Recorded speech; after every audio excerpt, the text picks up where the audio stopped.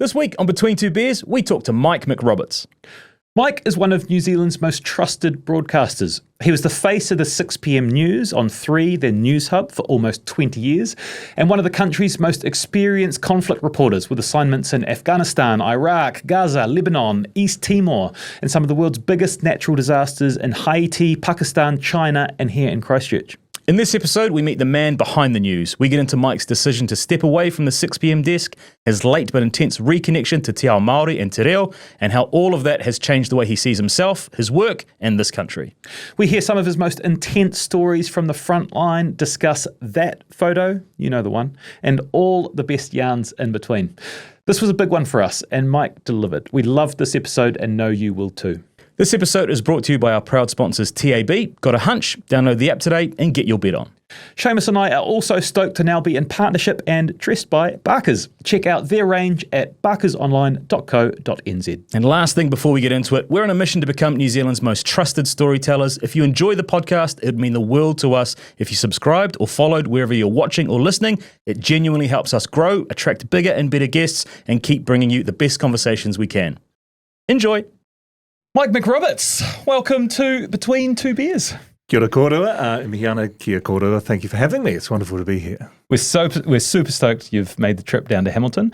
I was tempted to open with kia ora, good evening, in my best Mike McRoberts voice, but then realised it would be weird because it's the morning, and also you probably get that a lot, people trying to... does that happen a lot? Yeah, it does. And I mean, let's face it, over 20 years, I think I said it about 6,000 times. So, yeah, it's kind of stuck. Funnily enough, because, for a long time I had issues with it because I didn't know Te Reo Māori, and so I used to get anxiety about saying things like kia ora, good evening.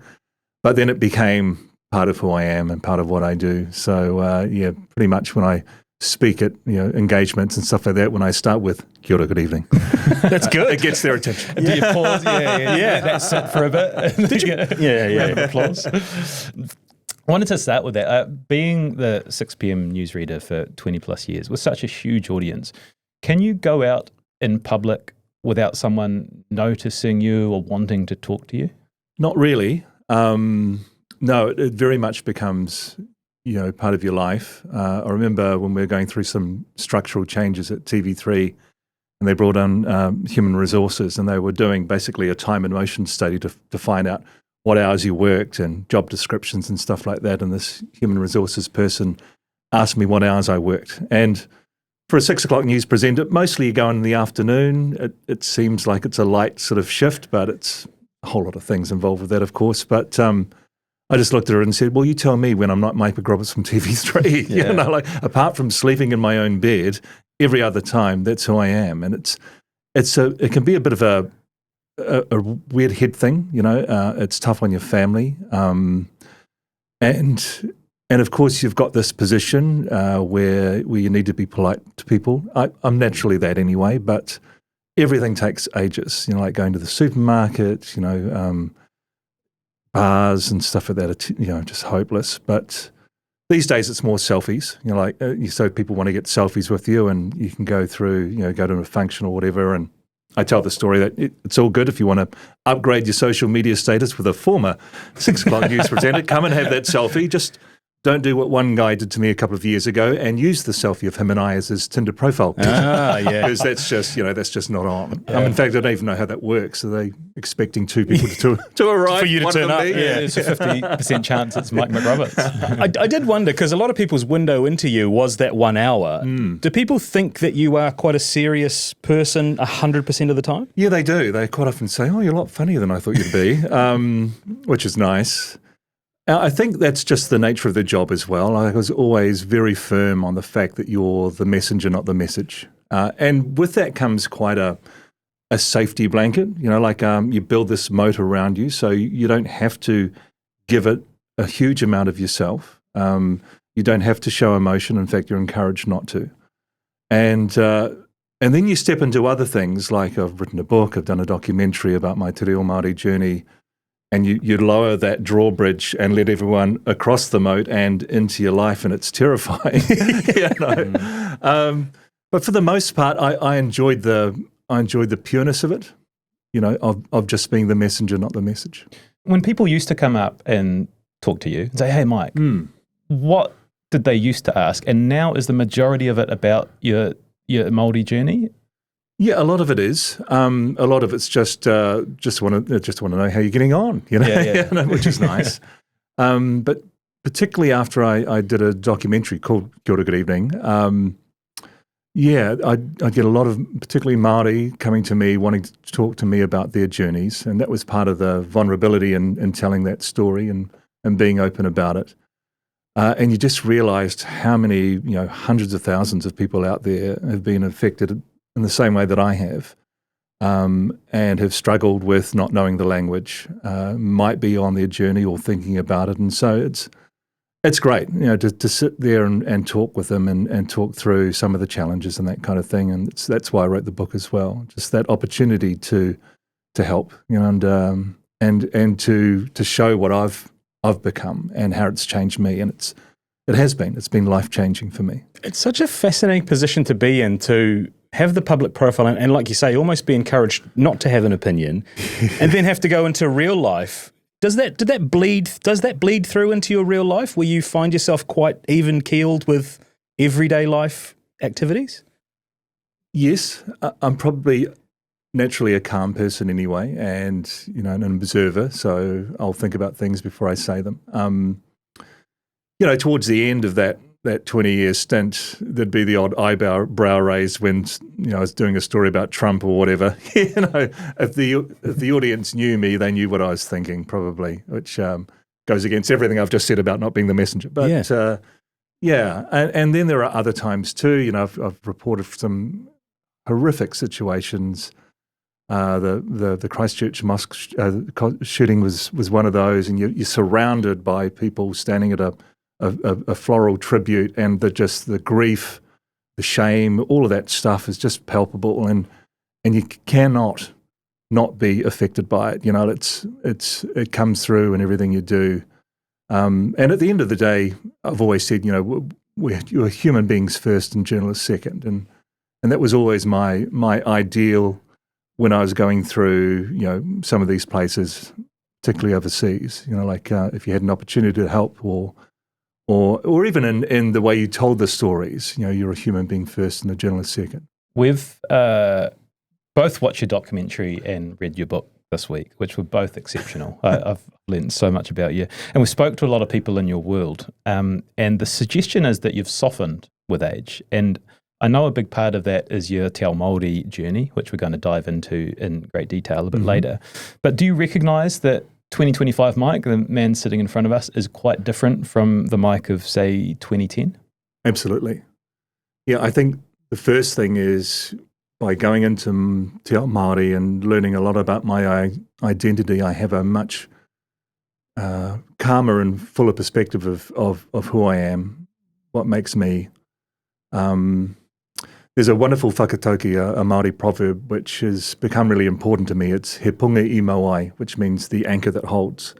And it was written by Tāne about his wahine back at the turn of the 19th century. I was studying whakatauki and found this one and really resonated with me because he was talking about his wife being his anchor, so his stability, his support. And when I looked at all the things in my life, that I had before I started on my Te Reo Māori journey, I did have some really strong anchors. I had my whānau, I had my work and friends. But on taking that journey, I then had my whakapapa, my reo, my mātauranga Māori. All of these things came together. And so through some pretty turbulent times, and obviously Newshub finishing was definitely one of those, I felt okay. I felt like I was sitting above it, that I wasn't, the waka wasn't going to be split in two. And for me, it's just such a beautiful way of walking through life now. I see things in a much more holistic way. Even in my storytelling, it's had a dramatic change. In Te Ao Māori, you don't look for the truth being in the middle of an argument. You know that it's in the relationships around that argument, and stuff like that. And it's a simple, small changes, but they add up to a lot. That's such a good answer. We have canvass some of your friends to ask them how they would describe Mike. Crikey. And we got some interesting answers. So, Do I need to leave the room? okay. Unfortunately, you're just going to sit here and listen. Yeah, okay. So, former guest of the show, Kanoa Lloyd, said, I think the thing that lots of people don't know about him, because he's the news goat, he's handsome, he's muscle man, he's uber professional, etc., is that he's actually just a bit of a dork. And I mean that in the kindest way. He's just a lovely, normal guy in a shiny package and a great suit. What I've really admired about his Reo Journey being so public is his willingness to be vulnerable, to not have his shit together all the time, to be awkward. That to me is a real leader. Someone who allows others to follow his example when he's at his highest, and who also demonstrates fallibility. He was a huge mentor to me and a great mate to hit the dance floor with after a few wines, back when he was still drinking them. Now I assume he's just doing press-ups in his spare time. Give him my love. Oh, that's beautiful. Kanoa is fantastic. Yeah, that's lovely, and she's probably hit the nail on the head. You know, like when I was younger, I would never have expected it at all that one day I'd read the 6 o'clock news. You know, it just wasn't in my wheelhouse at all. In fact, my early years as a teenager, I had a stutter, which was debilitating, and you know, anyone who's had a speech impediment will know what that's like. And so if you'd asked me or my friends or my family, and if anyone suggested that one day I'd read the 6 o'clock news, they would have fallen about laughing. So yeah, I kind of fell into it accidentally, I think. You know, I always had this passion for telling stories, and it was my storytelling that put me in the frame to be in the studio.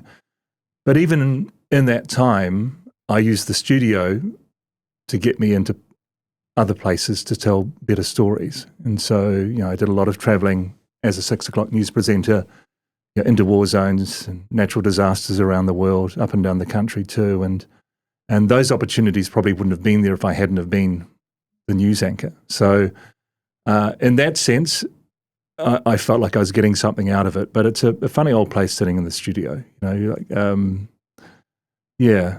It ended up, I reconciled with it, you know, sort of later in life, and it became my happy place when everything else was going crazy. I knew I could be there, and I could perform, and I had good support around me, and I knew what it was. It was a constant in my life, and so it was a great place to be. That's fascinating. Your happy place being in a studio where you're broadcasting to hundreds of thousands of people. With the chaos that happens behind the cameras that none of us are privy to, and the comments that are coming in your ear as you're trying to do your job is hectic. Yeah, but you can't be distracted. You know, like you've got the job in hand, and off you go. And you know, even though you are reading words off a prompter, it's still difficult. You know, it's you're telling those stories. I mean, it's a tough job. In the respect that your whole day is governed around 1 hour at the end of it. And so that never leaves you. You know, throughout the whole day, you're always thinking about that last hour. And when I think about my broadcasting career over 40 years, I think we've had more prime ministers than 6 o'clock news presenters, you know, full-time 6 o'clock news presenters, and that's for a reason. The other part of it too, of course, is that it's a sought-after position, and so when you get there, you don't tend to leave. Yeah. Unless you lose your job. There's the whole station shuts down. There's a line that Kanoa threw in the first paragraph, which kind of got buried in the headline. But do you think of yourself as a little bit of a dork? Yeah. Like I'm a normal guy. You know, like I love to watch the Warriors on the weekend. I'm probably I'm an introvert who likes performing. I know that sounds crazy, but that's just who I am. You know, like I like quiet times. There's nothing I love more than sitting at home on the couch with my wife watching TV. You know, or with my kids, spending some time with them. They're adults now, so you know, going out for dinner with my daughter, or you know, just talking on the phone to my son who's in London.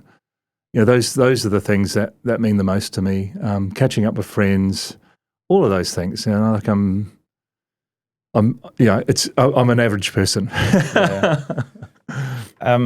This isn't about me, but I've recently been on this business course, and there's 22 of us on it, and they lined everyone up from the most extroverted to the most introverted. And they said, Steve, you need to go right down to the end. I was the most introverted in the course based on this sort of questionnaire it had.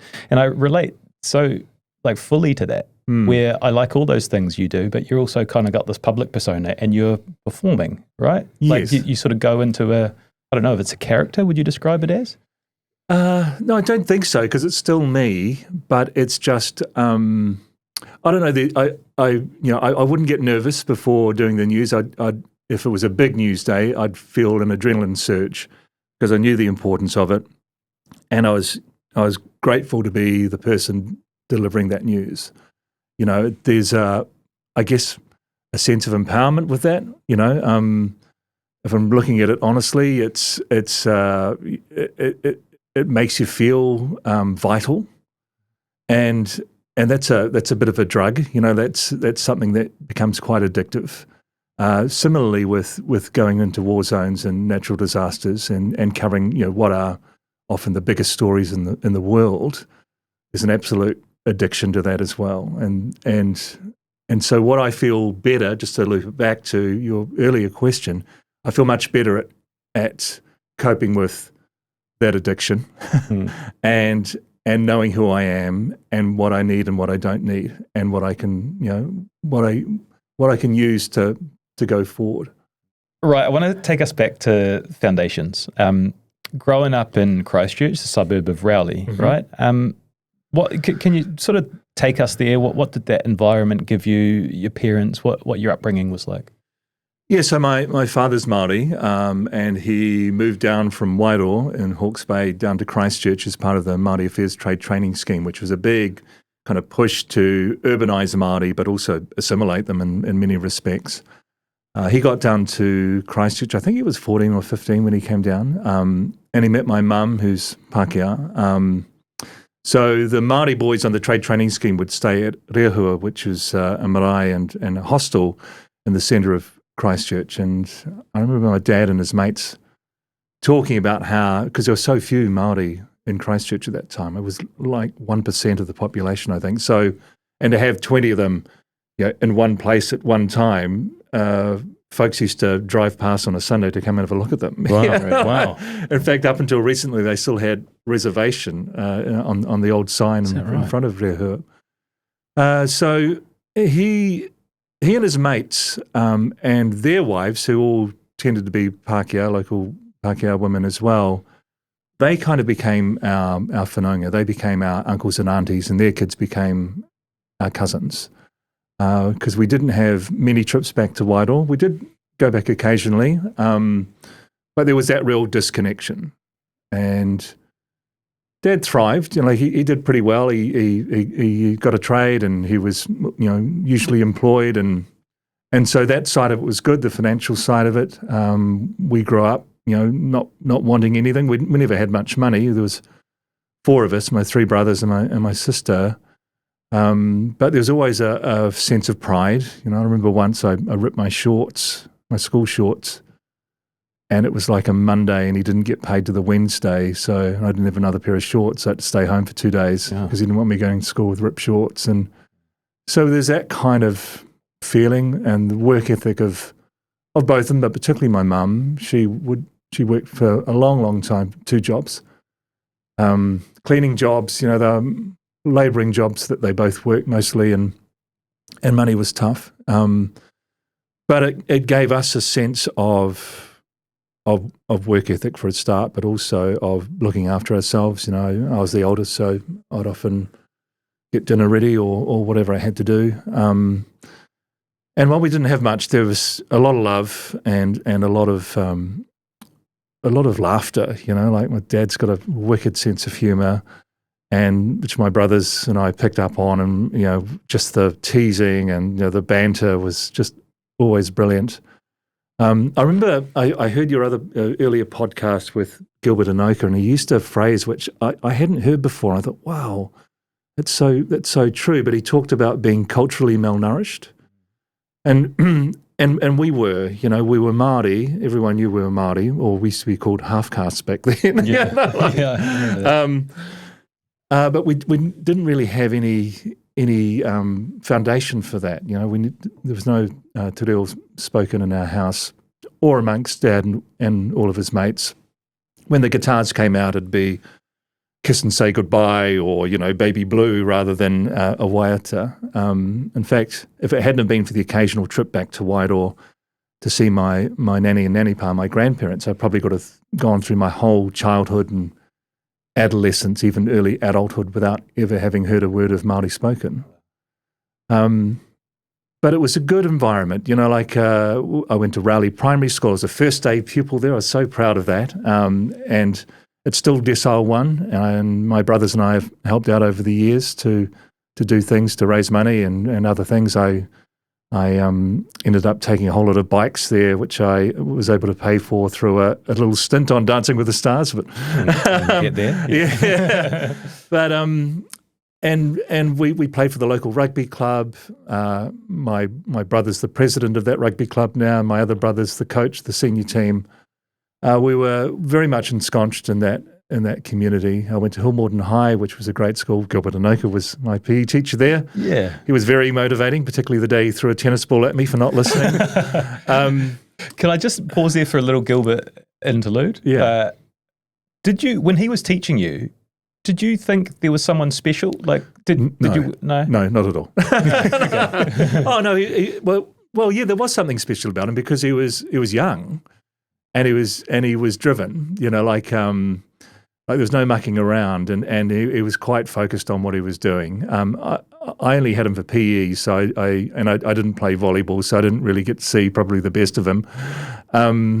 But I look at his career now, and I loved your podcast with him. I thought he came across so well, and I'm so proud of him. And I know that part of his life, being at Hillmorden and teaching that low decile school, and the things that he had to do to encourage kids, and that was a big part of who he is and where he's got to. So.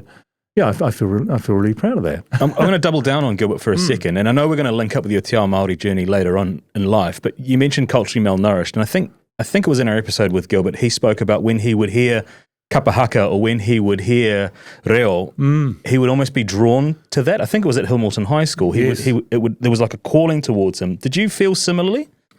Oh, absolutely. Except when I was at Hillmorden, there wasn't that opportunity. We didn't have kapahaka. We didn't have...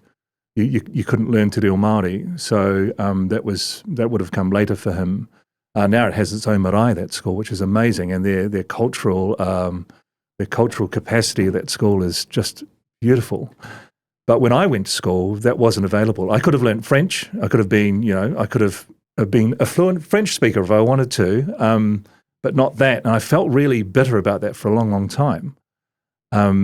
Because then it put me in a position for years afterwards where I had this whakamā, this embarrassment and shame of not knowing the language.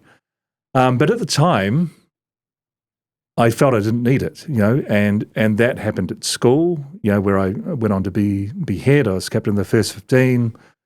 Into drama, I wrote our school musical in my final year, and so I know that if kapahaka and those other and learning te reo Māori had been available, I would have jumped on it. I would have loved to have done that. But I love school. It was fantastic. It was a tough old process leaving because you were heading into the big bad world. I'd won a scholarship to go and do law.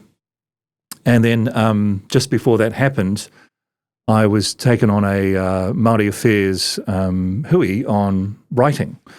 I thought, this is great, a couple of days out of school, It also happened to be the first time that I'd stayed on a marae, and it was a rehua my dad had been, so it felt good. And I got there, and it was all about journalism. And so we went to the Christchurch Press, we went to TVNZ in Christchurch, and we went to Radio New Zealand. And we got into Radio New Zealand. It was probably about half an hour before the midday news, the World at Noon, I think it was called back then. And I just fell in love with it. I thought, wow, the excitement, the adrenaline, the people rushing around the newsroom, cigarette smoke everywhere, manual typewriters, this noise. I thought, this is what I want to do. And I'd always liked writing. I'd always enjoyed telling stories. And so I thought about this. I went home and I said, and I would have been the first in my whānau to have gone to university if I'd taken that law degree. And I said, I don't want to go. I don't want to go and do law. I want to go and be a journalist. This is what I think I need to do. And so I applied for a cadetship with Radio New Zealand. And the year before, they'd taken on 20, but they were downscaling the scheme. And the year that I got on, I think me and Simon Barnett were the only two cadets they took on. He was from Ashburton, and they put him into Christchurch. I was in Christchurch, and they moved me up to Wellington. And it was, I delivered the internal mail for a year, like the worst jobs you could ever think of. But I loved it. I was at Broadcasting House in Christchurch in the 1984 election when David Lange swept to power over Rob Muldoon, and it felt like the whole of the country had changed. It had been turned on a dime, and it was just this amazing time to be in broadcasting. And there were so many older, experienced broadcasters who were also so willing to share their knowledge and to help you out. Even though I was the mail boy. Yeah. Is there a teacher somewhere who's taken credit for the careers of Mike McRoberts and Simon Barnett? That's a hell of a duo. Well, it was funny because I then moved down to Christchurch after a year, and we caught up, and we became instant friends. Our backgrounds were so similar. The only difference was he wanted to be an announcer, and I wanted to be a journalist. So, so I wanted to do the work, and he just wanted to get paid for it. So I'm going to move us through just because we've got so much to cover.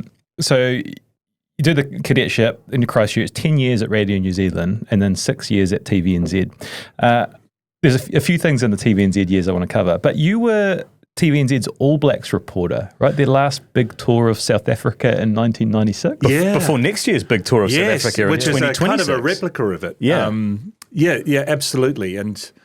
And so I was doing sport at RNZ, and I got offered a job with TVNZ to go and be their rugby editor, which was amazing. Being the All Black reporter is a bit like being the political editor. It's kind of held in that same spot. And I was still quite young. I was 29, I think, 30 when I went to South Africa with the All Blacks, and I'd been to Australia the year before. But it was my first big trip away because I hadn't really travelled. I just focused on getting my career underway, and so I knew a lot of the players. Like the likes of Andrew Mertens and Tumbai Matson. And these guys, I was playing against them a year earlier in Christchurch Club Rugby. And so it was just the most incredible experience to be on this massive tour. And Bill Bush, who's a former All Black prop, who I grew up calling Uncle Bill, he'd been over there, and I'd watched him play, and with my dad, and so to be on that journey, covering that story was just amazing. And one of the things that one of the things I couldn't get over, because I'd never really experienced another culture in that way, was that South Africa in the mid-90s was a pretty dangerous place. The crime stats were just all over the place. There were carjackings and murders, like so frequently that they weren't even news. And you really got the sense going through the tour that life was pretty cheap. And so we'd started off in Cape Town, we'd worked our way up to the High Veld. We finally got to Pretoria, which is where the All Blacks won the series-defining win, which was the first time they won a series in South Africa. So there was a lot at stake. But in Pretoria, it's like 3,000 feet above sea level, I think. And so even in the winter, it's very warm. If the sun's out, it's nice and warm, early 20s. As soon as the sun goes down, it's freezing cold. And so I was there with some other media. We're sitting around the pool at our hotel, and we used to stay in the same hotel as the All Blacks. And we're sitting around the pool at an outdoor table having lunch, and there was a guy, a guest, later found out he was German, I think, probably in his 70s, just in a pair of togs, slumped over the outdoor table next to me with a half-drunk beer in front of him. We thought, he's obviously had too much to drink. He's just fallen asleep. Well, later that night, I was closing the curtains of my hotel room window. And I use this story now as a customer service story. And I look down and here's this guy, he's still there, just still in a pair of togs, slumped over this table. Beer hasn't been touched. He's clearly not sleeping. Oh, no. And so I rang up the receptionist and I said, "Oh, g'day, it's Mr. McRoberts from room 321. Look, I'm just looking out my hotel room window now, and I think you might have a dead guest downstairs." And her response to me, without a word of lie, was, "Oh, I'm sorry, Mr. McRoberts. Would you like to change rooms?" Oh, how is that your response? Yeah. And that's how you got a hotel upgrade in South Africa in the mid-90s. Yeah, he was dead. Yeah, so Oh my God, you do quite a nice South African, because Shay's got quite a good South African. Not as good as your South African. Absolutely, Mr. McRoberts. for my laugh. Wow, different time. When the other one I wanted to touch on was Paul Holmes. Well, you do a good Paul Holmes accent. No, I don't. Don't you? I don't do a Paul Holmes accent. I don't do accents. You do. So was it 2 or 3 years? Like you presented on Holmes and you worked quite closely with him for a little while there. Can you tell us? So I about was the rugby reporter, or All Black reporter, for 3 years at TVNZ, and by that stage I was already a backup presenter doing the news. I was doing weekends and that kind of thing, and I could see that's probably where my career was going to go, and so it was time to move out of sport. But I wanted to move into something that was still going to be able to use those skills and that knowledge, and so current affairs seemed like the right thing. And actually, at the back of my mind, my ultimate job when I first started in broadcasting was to work on 60 Minutes. There was a black American journalist called Ed Bradley, who was just my idol, and I loved everything. I loved his the way he asked questions and told stories, and so I thought, well, Holmes would be a good stepping stone to maybe trying to get to 60 Minutes. And I really struggled to start off with on the Holmes show, like confrontation and all of those things. And I'd actually found the same thing when I started my journalism career, and that's what I'd moved into sport. I think it's a lot to do culturally with being Māori, and even though I said I was culturally malnourished, I was still Māori, and so those things where you're having to challenge authority or challenge your elders, I found difficult. And Paul sensed that, and I remember him sitting down and asking me about it, and he said, well, and I told him this, my theory on it, and I said, I think I've done the wrong thing here. I said, I don't think I'm made out for this type of storytelling. And he said, well, you're Māori, aren't you? I said, yes. And he said, well, you've got great empathy, you're a wonderful storyteller, you build relationships. He said, focus less on yourself and more on telling the story on other people's behalf. Be their champion. So I ended up doing, breaking a pyramid scheme out in South Auckland, helping a retired couple who'd been ripped off by a developer. And so I found my courage standing up for other people. And those skills started to evolve, and I loved it. He was so good. And he also, like performance, and we talked about this earlier, performance when you're talking to a journalist is, one of those, oh, don't tell me I'm performing, He was quite upfront about it. He said, it is a performance in that you are telling the story. And if you're not good at telling it, well, then no one's going to be interested in the story. So if it's a live cross or if it's in the studio, tell the story. Tell the story and perform it the best you can to get that message across. And it kind of stuck with me, and it was a very generous man in that sense. When I left TVNZ, it was under a bit of a cloud because I'd been approached by TV3 and TVNZ wouldn't let me go. I had to go through the employment court. They tried to say that I was on some sort of probation system, which was ridiculous. I'd been presenting the 6 o'clock news. I'd read with Judy Bailey and a host of other presenters. They just didn't want me going to 3, but I won that. I won that employment court battle because I saw there was more opportunity at 3. It was still quite hierarchical at TVNZ. You had to wait your turn to do something. I think I just missed out on the London job because the person who got it had applied for it 4 times before. So, well, if he wasn't good enough the first 4 times, why is he better than me now? And so I was persona non grata, as you can imagine, at TVNZ, and I wasn't given a farewell or anything. But Paul took the whole Holmes team and their partners out to dinner and made the most amazing prophetic speech, actually. He talked about what I would do for Māori. And at that stage, I thought, what are you talking about? That's just not going to be that's just not going to happen. I often think about that. And he was a very, very generous man. Had his flaws, absolutely. You'd never ever get in a car with him or a plane. But yeah, he was amazing. So he's seen that in you. That is what your future is going to bring. Yeah. I don't know much you want to read into that. What was it about Paul that made him so good? His flaws, for a start. He was human. But he read people well, and he read what needed to happen to make them comfortable and to tell their story. And he had good gravitas too, like if he picked up the phone and said to the Prime Minister, we need to talk, they'd talk. But it was just a person who was able to read a room and read the people in it very, very well. And he changed the shape of broadcasting in New Zealand. There have been others who have, tried to be like him. I don't think they've come close. Probably the only person I've seen who would come close would be my good mate Ryan Bridge. Wow. I told him that probably on our first date. And we've been best friends ever since. Yeah. Just on Ryan, do you think there's a little similarity with Ryan and Stephen, the look? Yeah. Yeah, it's been... Although Stephen's already said he's an introvert, so that rules him out. Yeah. He's like a hot Steve Holloway. Though you got some similar characteristics. Just before we leave Holmes altogether, when you're...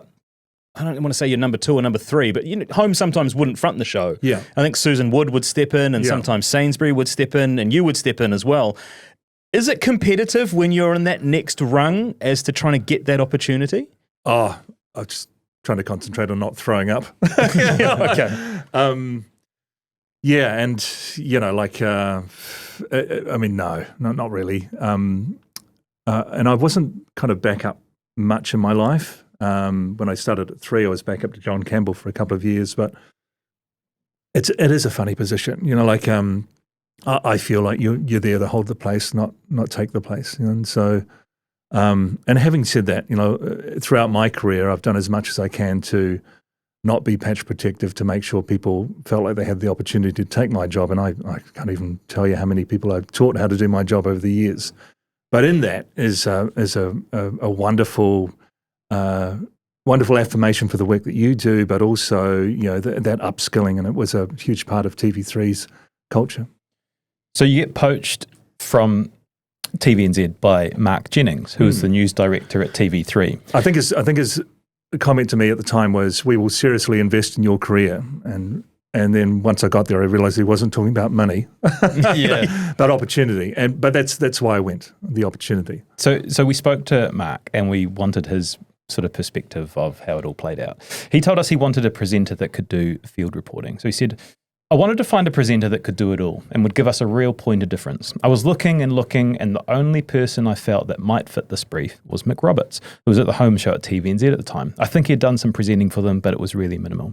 I had a meeting with him, and I said, here's what I'm thinking. It sounds a bit crazy, but let me send you around the world to all these hotspots.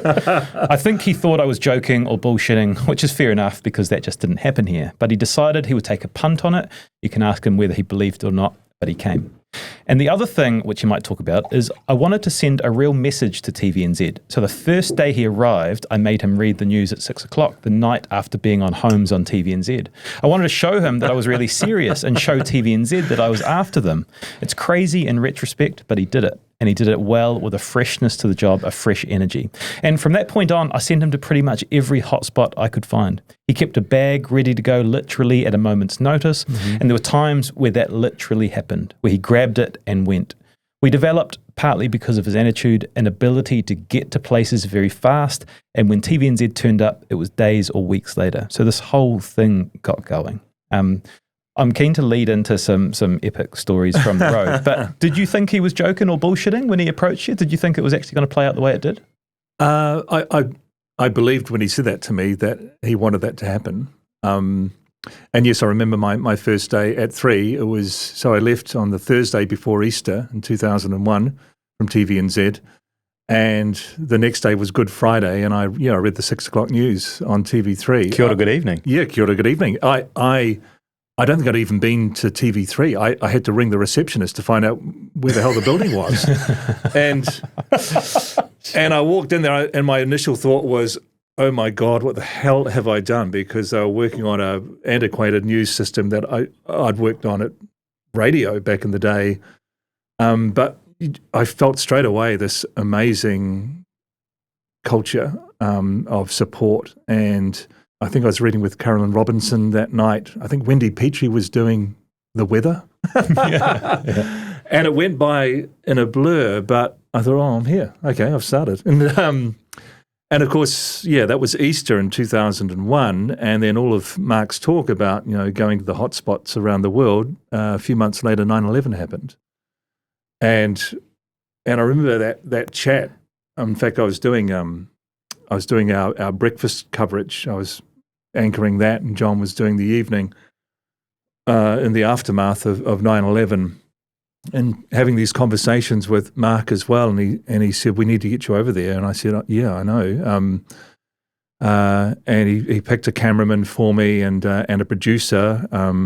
And so we went through the visa process, and the cameraman pulled out because he just, it was above his comfort level, and had to bring another one in, who ended up being a guy called Dutchie, who's about 10 years older than me, and half blind and half deaf, but fantastic.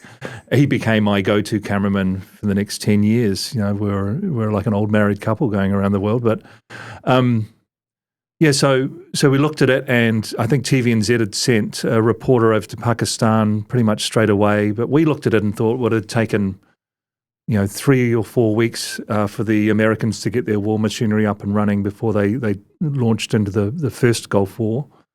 We thought it'd probably be about the same length of time. And so, and it goes against all logic, doesn't it? But you aim to be there at the worst time. Yeah. And so I remember on the flight over, we went Emirates, but they weren't coming into New Zealand at that stage. So we had to fly over to Sydney, and then the Emirates flight to Dubai.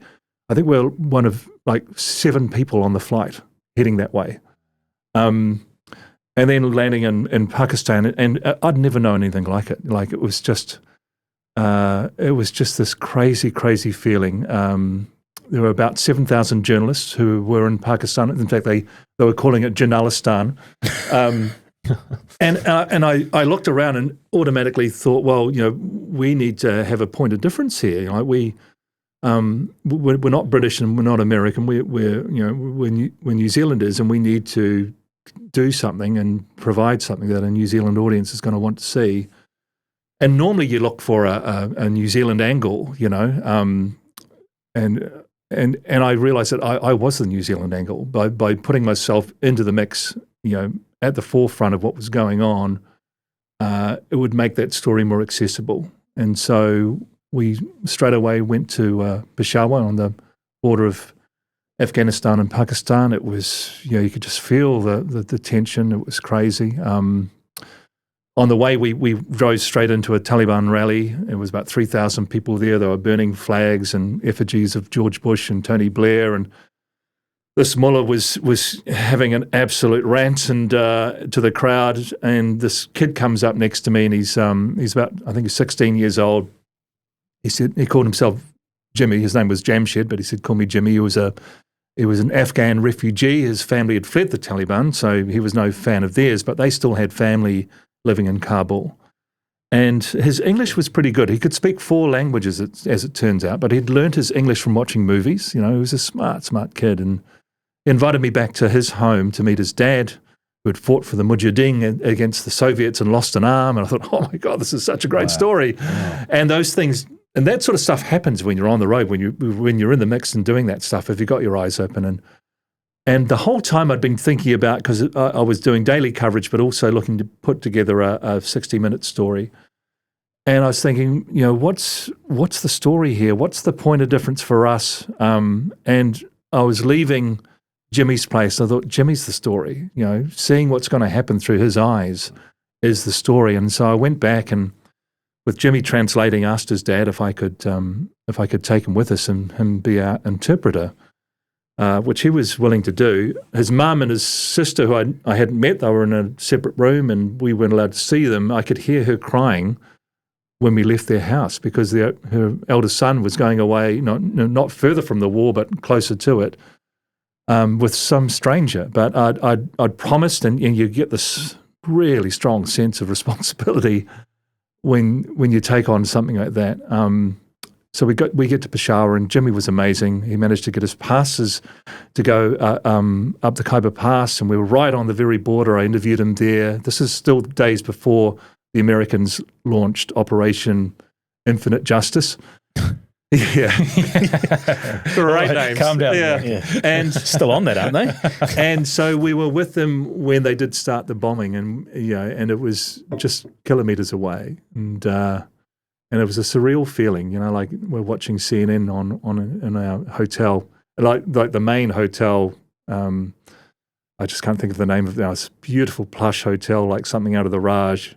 It was like $400 a night to stay there, which, that would have been the whole TV3 travel budget. So we were staying in a place down the road, which was $14 a night, but seemed to have every available television channel you could ever want. So we're watching CNN, and they're talking about looking at the tools in the toolbox as they went through all the missiles and bombs that were going to be dropped. And Jimmy was in tears, and we talked about it and what his family might be thinking. And then the next day there was this crazy riot, and Jimmy picked it straight away. He said, "This is going to be bad." It was meant to be a protest that come out of the mosque, thousands, but he said they're wanting to get the Westerners. And I said, okay. He said, well, that's you. Yeah. And I said, well, you go back to the hotel, you take Golza, the driver, with you, stay there, lock the door. Me and Dutchie and Phil, who was the producer, we all had cash. We had a plan B of where to meet. And what followed was insane, and something as Kiwis would never anticipate or being part of before. Just the viciousness, and it was really scary. And I remember at one stage I was talking about this mob sort of coming towards us as the Pakistani military came in behind, and then live rounds started going off and tear gas was being fired. And there's a shot of me, I sort of duck down and run behind the soldiers, and everyone says, "Oh God, that was so brave of you. You did so well." But actually, the brave guy was my old half-blind, half-deaf mate, Dutchie, who didn't move, who got the shots. And, we do these things as reporters. We do pieces to camera where you're basically explaining something. And I did 3 different pieces to camera that day.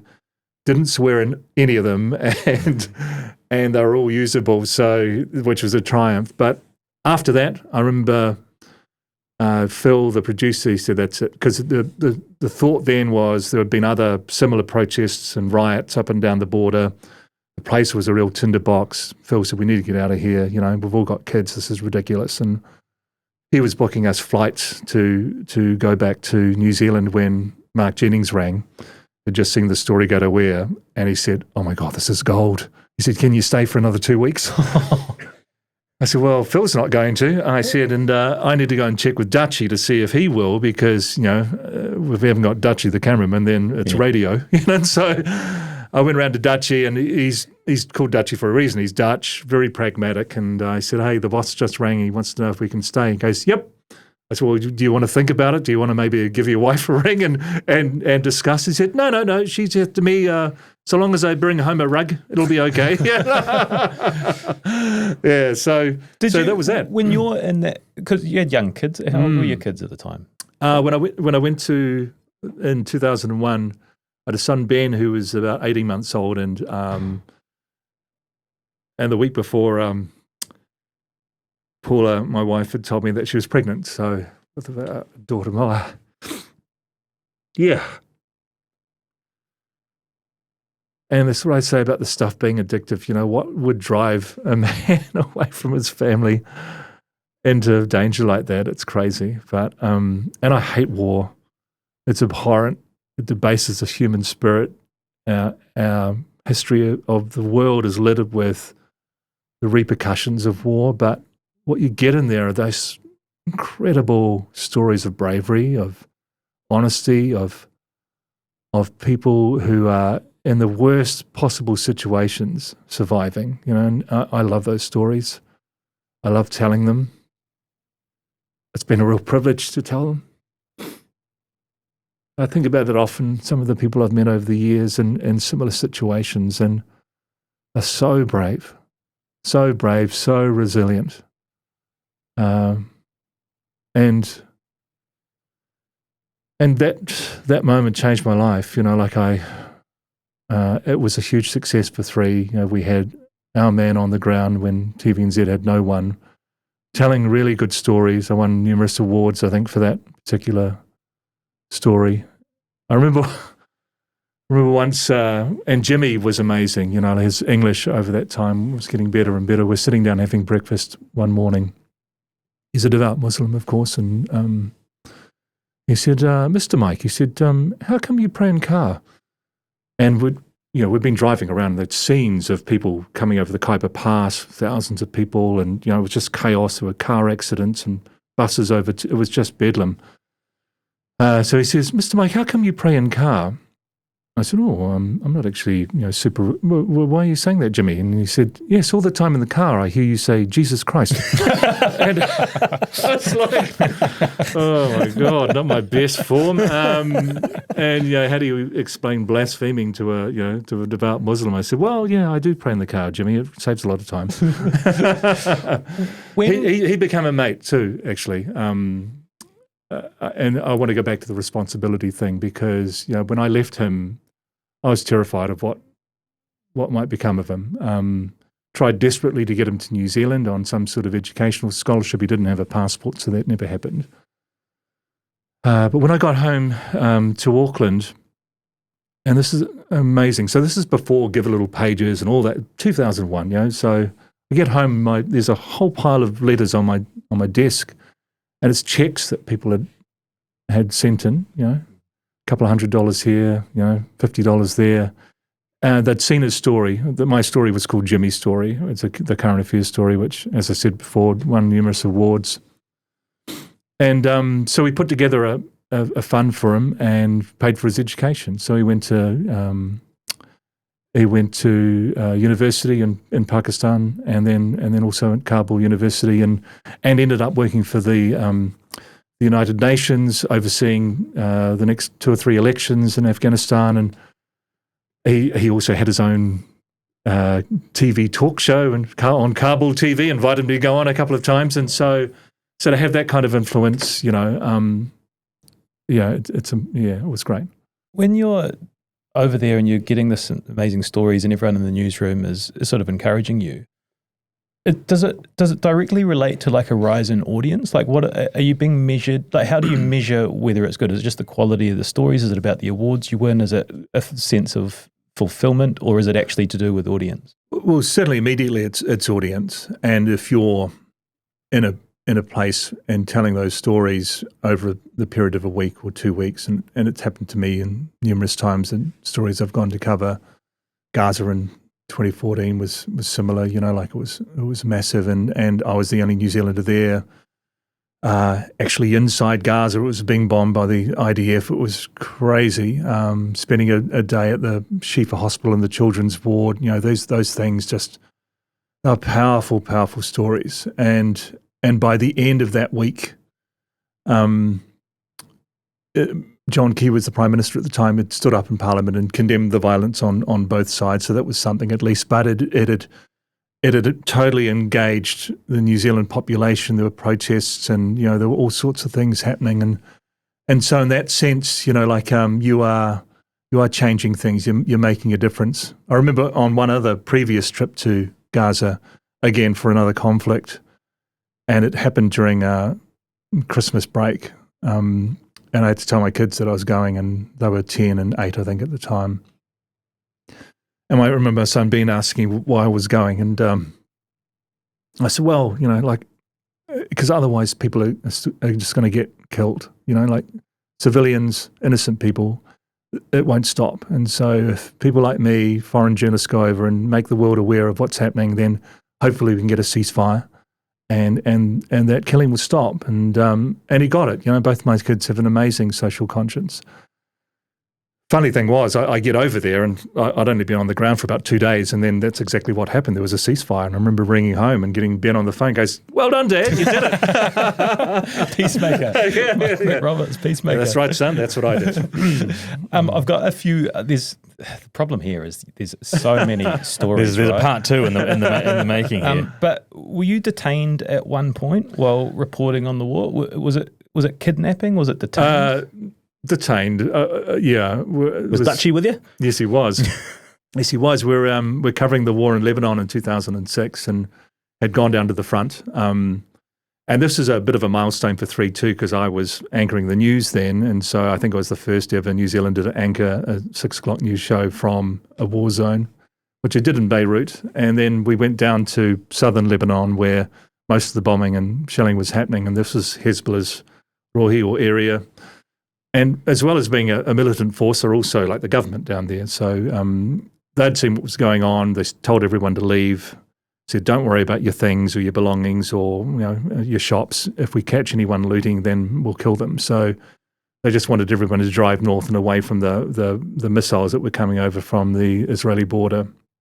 And we watched this. We watched it, as they systematically bombed various villages. And worked out the timing that if we shot down to this village, we'd have about an hour to do some reporting and before the shelling would start again. And so we zipped down there and I was telling this story, doing a piece to camera about that thing that everyone had been told to evacuate and Hezbollah had said if they caught anyone looting, they'd kill them. And then this Range Rover pulls up and out jumps 4 or 5 Hezbollah fighters and they grab us and grabbed our driver and the car keys, bundled us in the back of this Range Rover and off we went, driving around at high speed for probably 10, 15 minutes, I suppose. And then we get to this disused mechanical garage. We hop out and I'm thinking, shit, this is not good. There was an Israeli unmanned drone in the air. They kind of sound like a motorbike riding around the clouds, and just to dig in there, not good, like understatement, right? Are you really, are you shitting your pants? Yeah. Are you fearing for your life? Well, yeah, although we'd done our preparation, I'd looked at it. They'd never killed a foreign journalist before, so there was that. And to be honest, that was a big part of how we approached it. Not to panic. That would probably be okay once they saw our credentials and they'd leave us be. But we didn't know. So there's Israeli unmanned drones flying above us, and of course the last place you want to be standing when one of those is above you is next to 4 or 5 Hezbollah fighters. And so, yeah, it was pretty tense. And then one of the fighters tried to take my bag off me, and in a war zone you can't pay by a credit card or anything like that. It's all cash. So I had all of our money, like $6,000 or $7,000 US in my backpack, and it's pulling at the bag, and I was trying to put up a bit of a tussle because without that we were absolutely screwed. And I thought, oh shit, I'll just let it go, And I think the producer John asked him if he was a good Muslim, which I thought was a bit on the nose under the circumstances. And so, but then they pulled out our so we get taken to this garage, and we're sitting down there, and they're going through the footage and. They're going through our bag, they pull out our New Zealand passports, and you just felt the whole mood of the place just soften a bit, and which was great. Our driver had been told if they found out that we're Israeli spies that he'd be the first one killed, and he'd only met us like 2 days before, so his eyes were out like saucers. But yeah, I felt like we were going to be okay from that moment. They had a really sophisticated operation. They radioed through our details and all of that kind of thing, and then finally, after a couple of hours, the leader comes back and he's got a smile on his face, and he's and I thought, oh, we're going to be okay. He's handing out cigarettes left, right, and centre, and he passes the bag over to me, and he goes, "You check." I said, "Oh no, look, we're fine. We'll be on our way if that's all good." He said, "No, you check." And so I opened up the bag, and sure enough, sitting at the top of the bag was the $6,000 or $7,000 US untouched. And he must have seen the look of shock on my face, because when I looked up, he goes, "What? We're not criminals." And with that, he gave us all a kiss and told us the fastest way to get back to Beirut, and we bloody took it. Yeah. But it's all stories from the road. Unbelievable. I want to bring Mark Jennings' voice back in, because he writes, "There were a couple of times that Mike disobeyed me. One of them was in the Middle East, where I had left specific instructions that he wasn't to go. Around 2014, Hamas or Hezbollah were trying to have meetings with journalists, but the Israelis were targeting these guys with precision strikes on the building if they found out we were meeting. We had an understanding Mike would not go into any of those meetings, but his excuse was that because the BBC and ITV were there, he felt the Israelis would not bomb if they knew that. So while they were there at one of these meetings, whoever it was suddenly stood up and shouted, "Run!" They got warning and everybody ran for their lives before the place bombed. I was pretty angry with Mike over that, and this is where the thing started to impact me. How would I explain that to his wife, to the rest of the country, the media, my CEO? All this started to build up. Yeah. There were a few decisions that I made over the years that I look back and think, what the hell were you thinking? Another one was going on a night patrol with Marines in Iraq during the war. Jesus.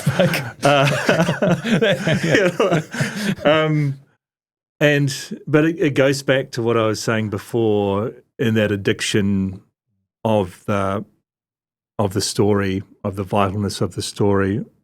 There's a lot of familiarity you gain too, like the frog in the pot of water, Sometimes it can be hard to step back and think that this is a stupid thing to be doing. And Mark was right. I mean, it was an unnecessary risk, but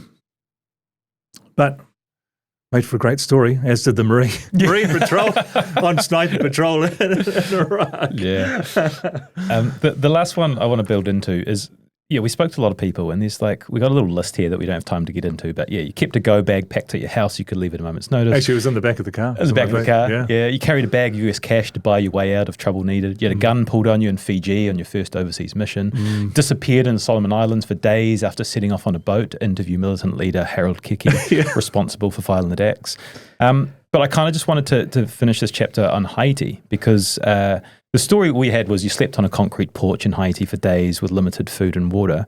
But Mark suggested that this trip, you came back a different man and something changed in you. Yeah, well, that's very perceptive of him. It did change me. Haiti was probably one of the most horrific things I've ever come across. We knew as soon as the images of the earthquake started coming out, and given that Haiti was the poorest country in the world at the time and had terrible infrastructure, that was the casualties were going to be just off the charts. 275,000 people died, I think. And so when I arrived with Dutchie, and we had nowhere to stay, we basically were in.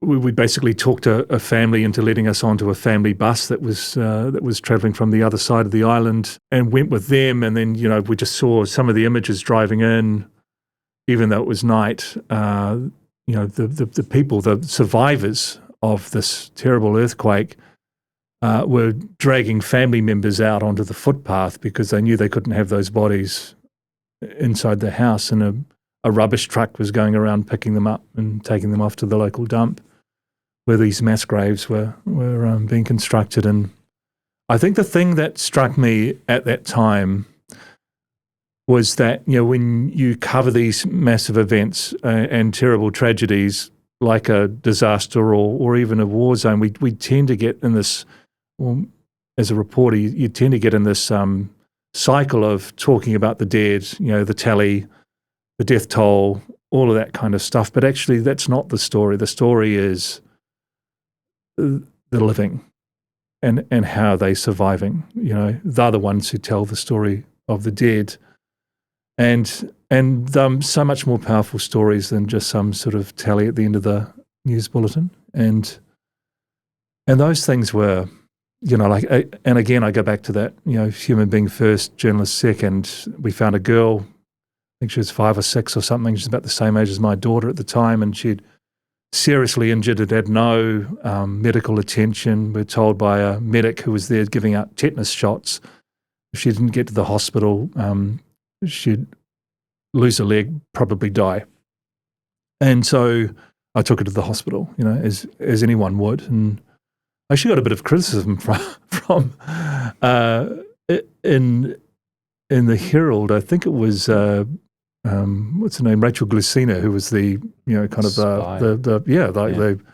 the tabloid part of the paper about town. Yeah, giving me grief for stepping in. It's like what? That didn't last long because I think pretty much every Herald reader added their own comment that was just ridiculous. I mean, and I remember coming home and my daughter Maya had seen the story and gave me a big hug and said, thanks for looking after that girl.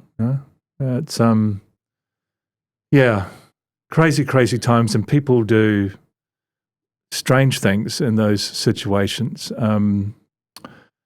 And so having a sense of calmness about you and a focus on what you're doing, but also compassion, empathy, and all those things. Sharing, like the family whose porch we slept on, they had no food, so we had a little bit of cash, so we gave it to them. We shared our crackers and tuna that we had, and they were incredibly grateful. But they were the ones who were saving us. So yeah. I'm going to do my best to seg out of war into presenting. It's a hard turn, isn't it? And I've done it. Yeah. I've done it, and we're there. But I do want to switch gears because I want to focus a little bit about presenting. Like, what is it that makes a good presenter? I think vulnerability. You can't be robotic. People need to connect with you. Like I've always said, when people have asked about, how hard is it? And I said, well, anyone can read the words. Because actually, that's not quite true. But anyone can read the words. It's whether the people at home believe it or not. And so, to come from a reporting background where you've been on the ground and done these stories helps, because it puts you in a place where they know you've been. And then I think just that engagement as well, with an audience. It's a weird one. As I said earlier, I never thought I'd be doing it, but I ended up becoming to love it. I like that connection I had with an audience and my ability to tell stories or to enhance the stories that were being told by other reporters. Not being a smart ass too. I wanted to sort of get into the bloopers, like, balance some of the shade with some light. There must have been some moments over the years. Well, Kanoa Lloyd had the cum box on the project. But actually, I've got one to rival that. It was our lead story. So, the lead story is always the most important. And I think it was just at a time when interest rates were going up, and we had a story about how this would affect first home buyers, or maybe it was first home owners. I can't remember, but I somehow managed to mix the two together and came up with first home bonus. Now, I know it's really exciting to buy your first home, the Seamus. Yeah. I've been rocking on for 2 weeks. But to call it a boner might be stretching it a bit. And I remember at the time, it's like I was just mortified. I came off, went in the newsroom, and then this young guy we had who was doing social media, and I was like, oh, God, I can't believe I just did that. And he walks over and goes, don't worry, it's getting the most amazing cut through. I bet it bloody is. That's amazing. Yeah, you misspeak on one word and it's 1,000 comments. Like There was another time when I talked about some trampers being meant to be evacuated by helicopter, and I said executed by helicopter. It happens. Are there other times where you're alongside like a Sam Hayes or a Hillary and they've said something and you've got to hold the giggles in, or someone else on? Hell yeah. Yeah. And is that like pinching your thigh or biting the inside of your lip, or how are you fighting?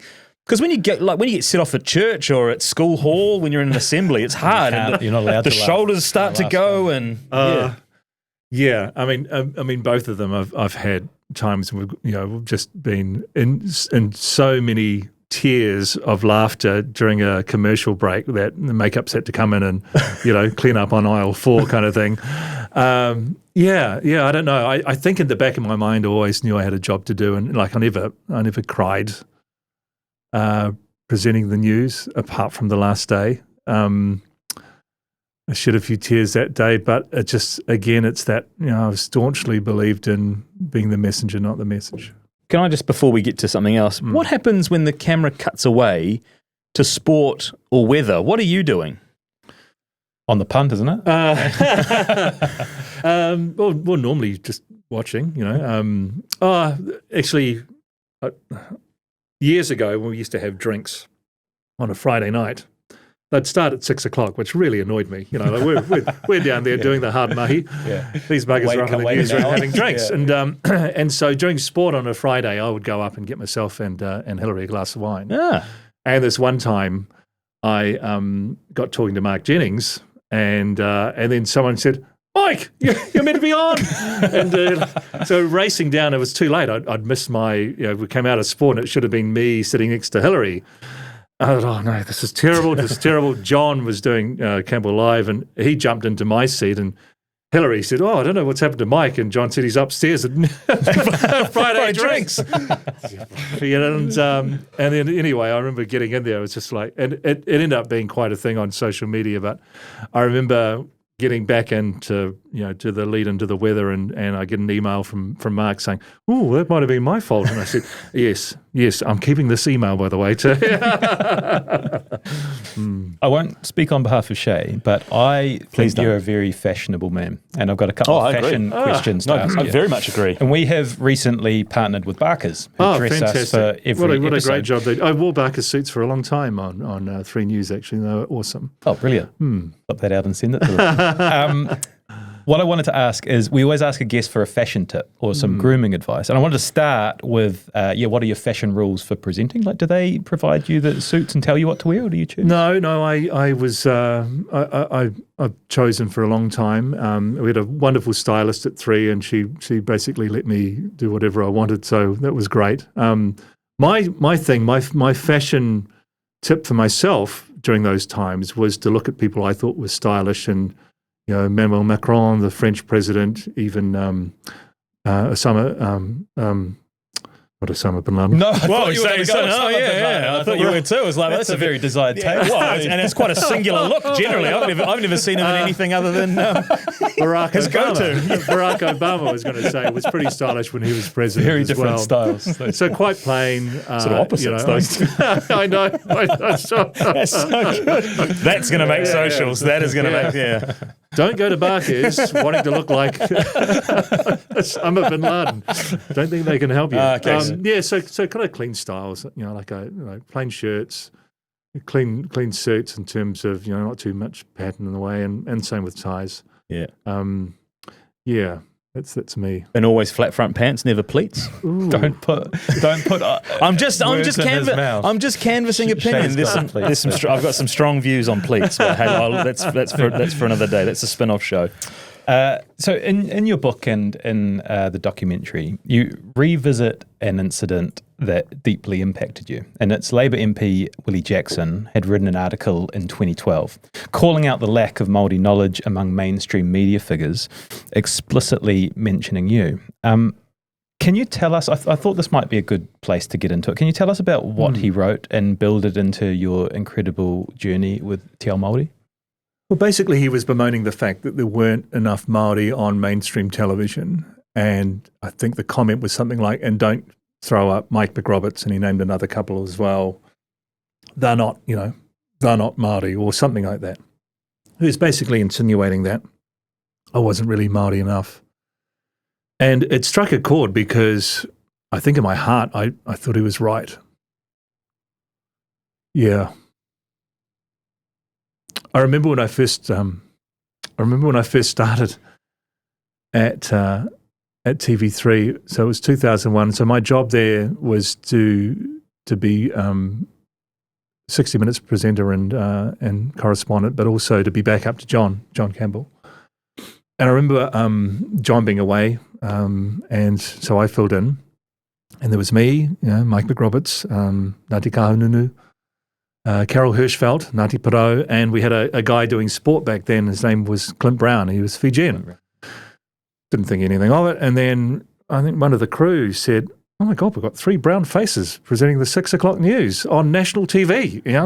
Wow, this is like a history-making event. And it was crazy. It was like, oh yeah, look at us, And And that moment wasn't lost on my smart-ass brother in Christchurch, Kerry, either, who texted me halfway through the show and said, "The hell's this? Te karere." But back then I thought, oh, yeah, I'm doing enough. I've got a brown face. I'm a role model for any Māori kid who aspires to one day read the 6 o'clock news. And it was enough for a long time. It was enough until it wasn't. And I think what Willie really pricked inside me was that it wasn't. I was furious, being called out like that, and I still think that's a pretty shitty thing to do. He could have just rung me and said, "Hey, and we've made peace with that since." But it did make me think about where I was, and I'd pushed it aside for so long. Like, I'd started my journalism career wanting to be known as a journalist who was Māori, not a Māori journalist, because I just didn't have the skills or the knowledge to adequately play that role.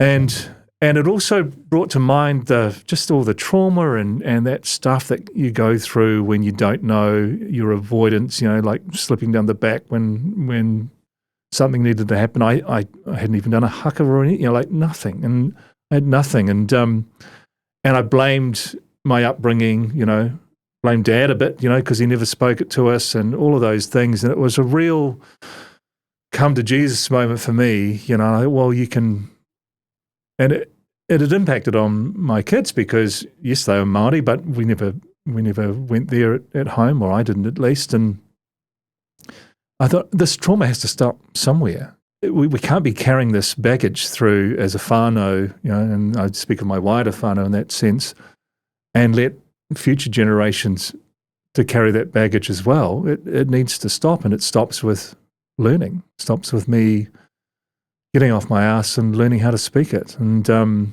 so I embarked on the journey, and it was, as many journeys are, stop and start, until I got an opportunity to get a bit more into it, just around the time of COVID, and then I was asked to do a documentary, which is the Kia ora, good evening doco. That really killed me. From the moment the camera started rolling, I was this blubbering mess. That's an incredibly powerful opening. Yeah. I mean, that if anything is going to grip you and make you watch the whole thing, it's that, right? It's that vulnerability you're talking about. Yeah. And I still find it really difficult to watch the start, to talk about that anxiety I felt around the language. And I'd given myself a couple of tasks within that documentary. One was to go and speak at my marae, to do a whai kōrero, and another was to also go back to my old school and do a mihi. And so I did the mihi first, and then we built up to doing this whai kōrero. And the crazy thing was that the moment I started on that journey, the impact and ripple effect it had on the rest of my whānau was amazing. So in the documentary, I walk on to Pūtahi Amarai, and I took all of my whānau from Christchurch with me. I think there's 30-something of us. Some of them never been to Pūtahi before, so, to make that connection, to understand their whakapapa, to stand in their pepeha was, really important to me, and that connection's really strong now. They that's our tūranga waiwai. And none of us have lived there, but that's our place to stand. And I remember my daughter Maya doing the karanga for us as we walked onto the marae, and so proud of her. Because it's such a big thing to do, and then for me to stand and do my whai kōrero and to have my whānau there and to sing our waiata tautoko was just the most amazing experience. I was so nervous. I thought leading up to it I could have like little cue cards, and then got told by the chairman of our marae, he's a fantastic leader, Kiwa Hammond, that no, you can't do that. That's not tikanga, and so I had to basically learn it, memorize it, and I spent all night the night before going over and over it in my head, and and managed to deliver it. And my Wairoa whānau were there, I had my aunties there and other relations, and it was so incredible to do that. You know, it's such a moving thing. The other thing that I'd also agreed to do, which I'd completely forgotten about because I was so nervous about doing my whai kōrero, was to have a tāmoko engraved on me in our wharenui, which was the first time that had ever happened. And I'd just completely forgotten about that. And so whai kōrero over, and my nephew, he's married to my niece, Sean Halbert Perry, who's a fantastic tattooist and beautiful with tāmoko, starts pulling out the gear, and I said, oh, shit, that's right. And then, about 12 hours later, in 2 6-hour shifts, I had my tāmoko, which goes up my arm and then across my chest. And it's all of my whānau, it's my brothers and sister, my parents, my grandparents, my kids, my wives. And it's so special. I'd always push back against getting any tattoo, but a tāmoko. I said, I kind of wear it on the inside, you know. But now, I every morning I start the day and I look at it in the mirror, and I've got my family with me everywhere I go, and I can't imagine now how I ever live without it. It's become such a big part of me, and When you sorry to jump in, but when you get emotional about this journey or story, do you think it's because of the struggle, the hard road to get there, or is it because of how proud you are of what you've done in the space where you are now, or is it the family element? Or is it the trauma of the years of avoidance? I think a lot of it is trauma. You know, Gilbert Anoka talked about, you know, that pull to a haka or a waiata. You know, I still cry watching a haka, watching the All Blacks, or, you know, watching the Black Ferns or whoever. And waiata, same. You know, like, it's just so. I'm getting better. I'm getting better, but it's just something in me, and it brings out such aroha, though. You know, like, it's trauma, but it's a beautiful trauma. You know, when I talked about that whakamā, that feeling of shame or embarrassment, it's such a huge motivator as well. You know, it pushes you to show moments of courage, like my daughter did, Maya, with doing the karanga. She was, you know, when I was trying to learn my whai kōrero, I could hear her outside screaming her karanga into the bush, you know, and a kuia helping her with that. And it's just, you know, and our family would never have done that. You know, like, actually, my daughter's she's got one more year to go doing a double degree in law and Māori studies. And she just recently got a winter internship with Meredith Connell, which is a huge deal, a big law firm. And she rang me up and she said, "Oh, Dad, they're doing a mihi whakatau for me and the other interns." I think there's about 10 of them. She said, "Would you come and do our whai kōrero?" This is just a couple of months ago. I said, yeah, I'll come and do that. I'd love to do that. And so I did. I went and performed the whai kōrero on their behalf. And there was no way I would have ever been able to do that before. And she, you know, I was talking to her afterwards. I said, I said in the whai kōrero that I really appreciated the fact that they'd given her this internship, but a full-time job would be much better. So some of that putea and aroha could start flowing back this way. But I said to her afterwards, you know, we pushed each other on our journeys to have moments of courage for each other. And I love that. And that's what happens when one person in a whānau starts learning. You know, they'll push someone else to do that too. And then there'll be someone else. And, you know, I see this movement now, and it's just amazing. You know, when you go into the younger generations, and every kid in New Zealand is learning their pepeha, and I love that. You know, it's a te ao Māori principle, but every kid should. And I also believe everyone should feel part of this whenua. You know, like my goal in life, I've thought about this a lot, and it's probably a little bit controversial, but my goal in life is that we are all one whānau, one iwi, waniwi, but we have different hapu, like everyone should feel connected to the indigenous culture of this country. We've all got a part to play in it. And only that way, I think, this country is going to move forward. I've got a son who's 25, Benny's in London. He's been there for about 18 months. Speaking to him the other day, and he said, Dad, I've never had so many hongi in all my life. He said, they're all Pākehā. Yeah.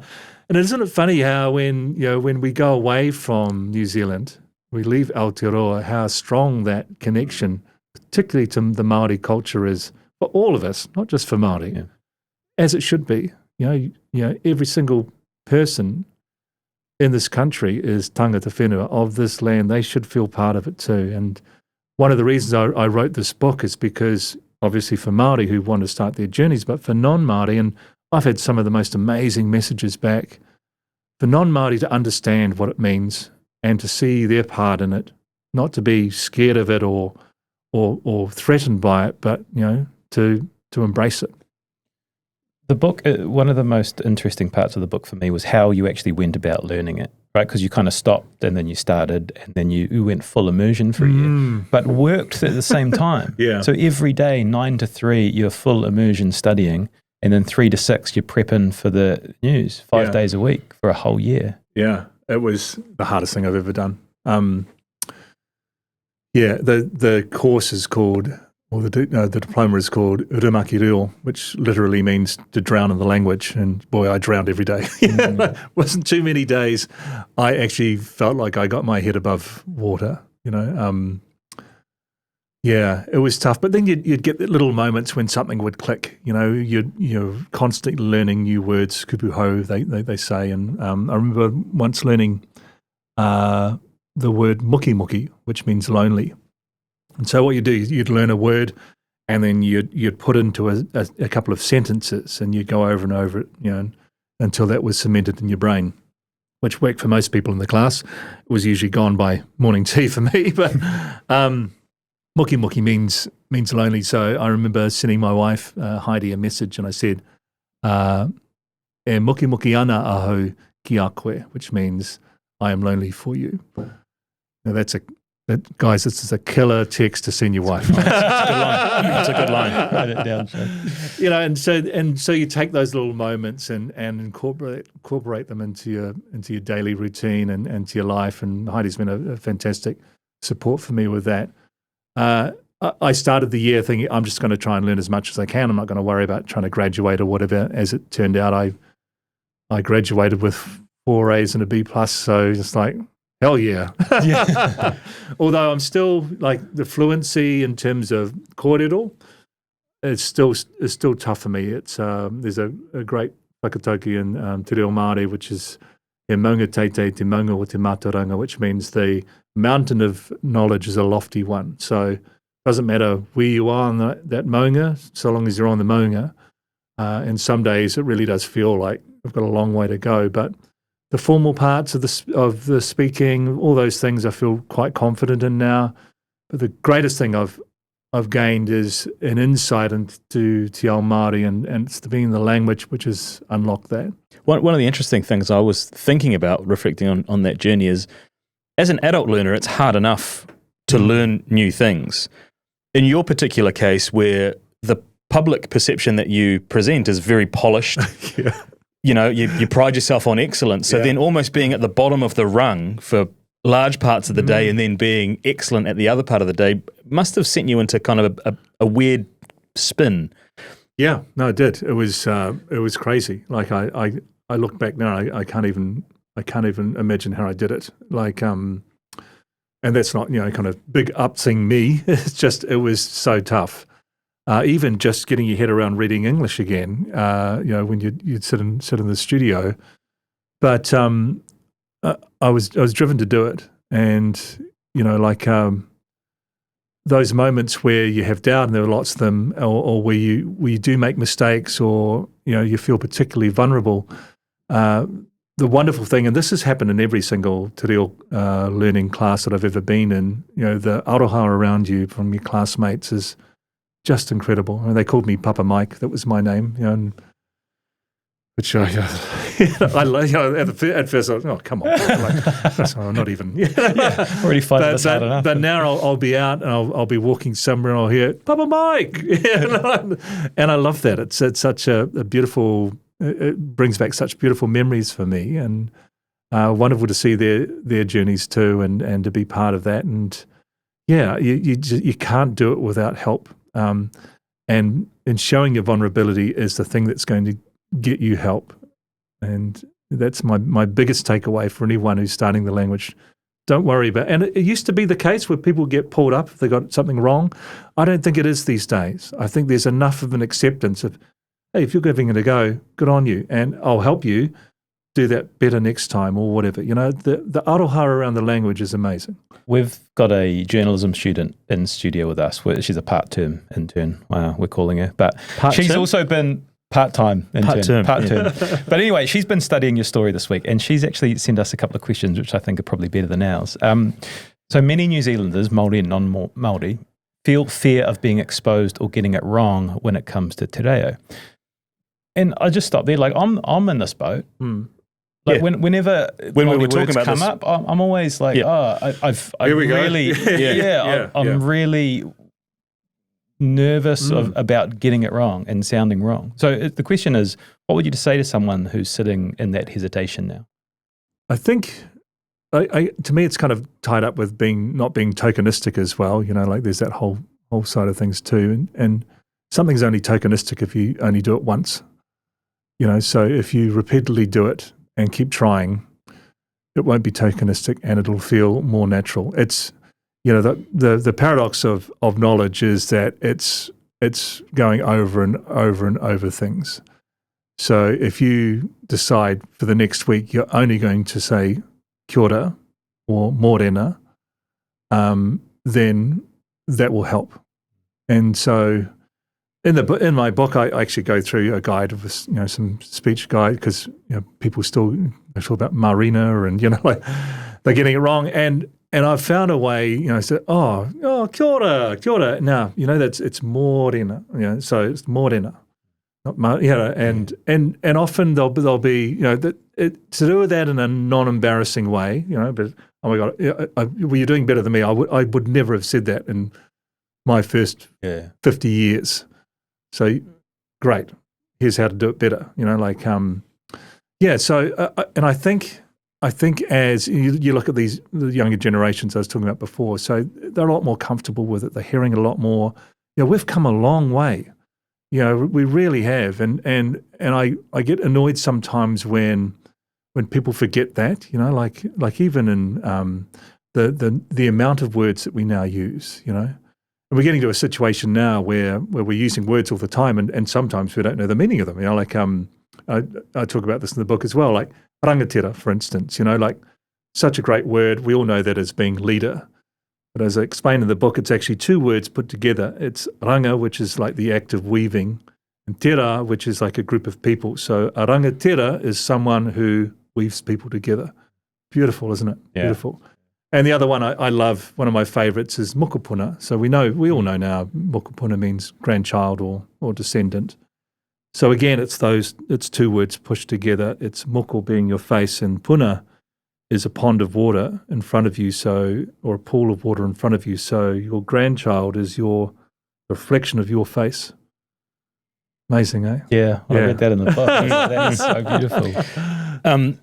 Sadie also has an insider in the Takiura class who said that you took the class through the Newshub newsroom and did the tour entirely in te reo. What did that moment mean for you? Oh, it was amazing. It was the coming together of two worlds, and as we've talked about, it was such a crazy year balancing those two worlds.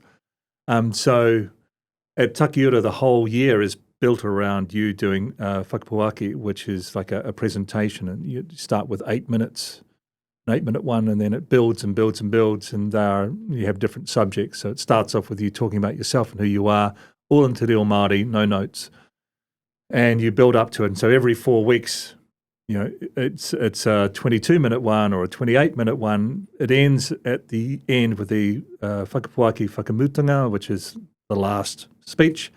It's an hour long. Yeah. No notes. No notes. I did have some great help, though. I had a very good assistant in Oreni Kaipara, who was an amazing mentor for me as well. I took everyone through and spoken to Reo Māori and got them to do news reading auditions, so you could have a little bit of interaction and stuff like that and use up a bit of time. But the feeling after that, but also the way I'd been supported too by my workmates, my boss, just incredible. To even start the day later so I could do that year-long course, to take that back, to take the culmination of my year back into the studio and show my workmates what I'd done, was incredible. It was just, it was a lovely, lovely moment. We're going to discuss some more Māori stuff with NBR soon, but in between, something quite significant happens, right? 28th of February 2024, it gets announced that Newshub will shut down. Can you take us to the days surrounding it, before and after? Did you suspect it was coming, and what was your role when you heard the announcement? I didn't suspect it was coming. In fact, I was at home and a producer rang me and said, you need to get into work. We've got an all-hands meeting. And I'd never heard this expression, all hands, before. Quite a strong tip here. If you get invited to an all-hands meeting, don't go. And so I was going in, I was thinking, every media company had been struggling, and I was thinking, oh, God, what are we going to get here? And I thought, well, it can't be cuts because we've already had plenty of cuts. It might be an amputation, like losing a whole show or something. I didn't think they were going to, not resuscitate the patient, let him die. When that announcement was made, it was just like, wow, and you just felt, the oxygen sucked out of the place. There was some of the younger ones in tears, and there's a classic photo of me and Ryan walking out, actually, and I've got my hand on his shoulder because we walked out to this immense media interest. You're like, so bizarre to be on that side of it. And this photo was used everywhere. It was all over the internet. It was on the front page of every paper the next day of me with my hand on Ryan's shoulder. He hates it. He goes, oh, for God's sakes, it looked like you're comforting me. Actually, we'd just been talking about what we're going to do next. He was off to the pub, and I said, well, don't get too pissed because I'll catch up with you later. Putting my hand on his shoulder. Because I still had to present the news, of course, that night. And, I think I say in the book, it's a special kind of hell when you are the news, not reading the news. And I did a little karakia that night before the show started.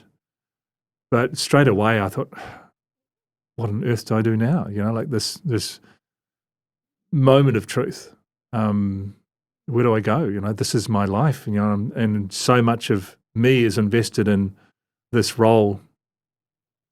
I had some serious searching to do. My beautiful daughter Maya, I remember that night she gave me a big hug and she said, oh, Dad, whatever you do next, remember, it doesn't have to be forever. I said, well, thank you, darling. I said, that's really, really sage advice for a man whose current CV still has his 1981 school cert results on. Because I only ever had 3 employers. And the RNZ cadetship was the last job I'd ever applied for at 17. But it did make me think about where I wanted to go. I knew when Stuff announced that they were going to take over 3 News, it wasn't really for me. It didn't feel right. Like it wasn't going to be the same people that I'd worked with. It's going to be quite a lot less. And so I wrote and I thought, well, I want something in kaupapa Māori. I've just learnt this stuff. I want to dive into something while it's still fresh.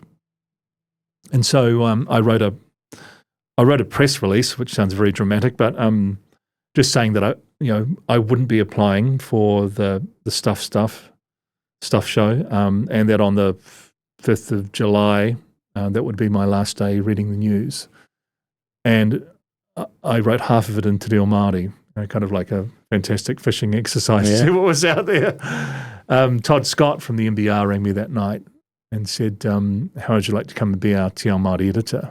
I said, wow. I said, well, what do you think that means? And he said, well, I'm not sure. He said, it's a new role. You create it, but obviously stories about the Māori economy, stories about Te Ao Māori. We've got an audience who just has never seen that stuff. And, I think it's time that we looked at it. If we are going to be a credible news service, we need to be, looking at this. And so I had another chat with him and then pretty much said yes. So I didn't have that fear of what I was going to do next for long. Lots of my colleagues did. It was terrible. It was an awful time. And that's the thing I miss most about that job is the people that I was around. So many of them are like best mates, lifelong friends. And it was a pretty grim time for the industry. So helping them through that became my next priority in this space before I left 3 and started at NBR. And that's a role that I'd really enjoyed over the years anyway, in that kind of kaitiakitanga, manakitanga, leading as well, just being a person that others could talk to and offer advice. So, yeah, but it was awful to think that the legacy of 35 years of a television news service in this country was suddenly going to disappear. I was so thankful that Ngā Taonga, the New Zealand Archive, stepped in to take all of our stories, because it's quite a weird feeling when you think, everything I've done for the last 23 years is going to vanish. Yeah. Did any part of you ever think, oh, fuck it, I can't be bothered waiting until July, I'm just going to get out now? Yeah, I mean, we all felt that, and that was a weird situation. We to collect our redundancy, and it was a generous redundancy. They did look after us, but to do that, we had to finish the term. Some didn't, mostly the younger ones who weren't going to get that much of a payout anyway, and had got another opportunity.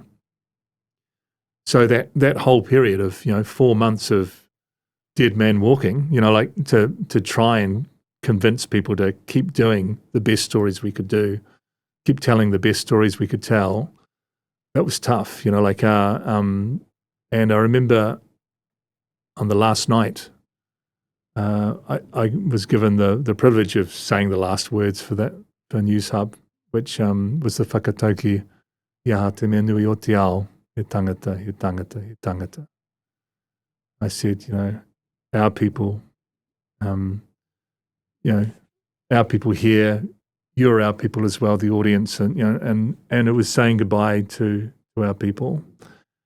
And we came off the news, and there was like a guard of honour, because they had all the reporters and news staff, 300 I think, gathered from Christchurch and Wellington as well, went up to the newsroom, and it was just,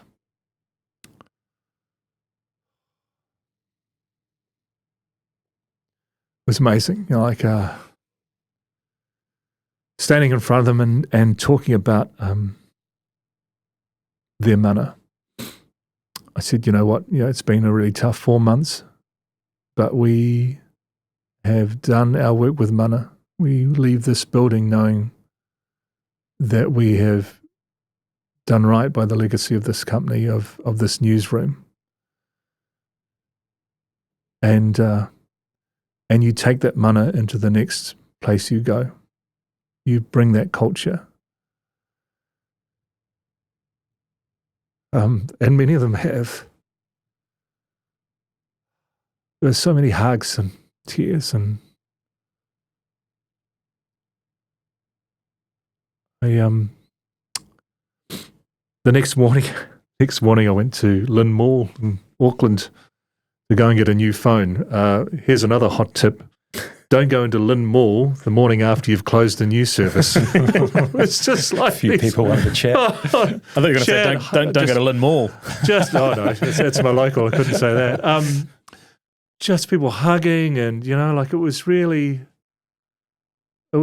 humbling, to see the effect that it had, and to hear the genuine love for what we'd done as a news service over the years, and their appreciation of that. And I'll never get sick of that. It's been an enormous honour and a privilege to have had that role and to have had that position in so many people's lives. I mean, I meet kids who, well, not even kids now, they're in their 20s, say, I've only ever known you reading the news, you know. I just feel so lucky to have done that. It's interesting because the obvious comparison I was thinking is you've almost covered it off here now, but it's like a sports player playing their last game for the team. And I wondered about that last day. You know, we've spoken to athletes that have retired about the last time hearing the national anthem or the last time. So it would have been all those things for you on that last day, the last time hearing the credits or the opening song roll and the credits go. And well, I wondered whether you wanted to hold on to all of those little bits to keep that picture in your mind. I haven't, and I haven't kept any kind of souvenirs or a few souvenir hunters on the day, as you can imagine.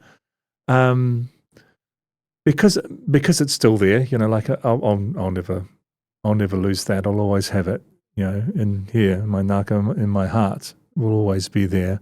But you're right about the sports analogy, and I've spoken to sports people over the years whose careers have been coming to an end, and it's quite similar, you know, like these massive highs that you have of performing, and even some of the issues that come with that exposure, but also then retiring, you know, and I guess in a news presenting sense, that's what I've done. I've retired.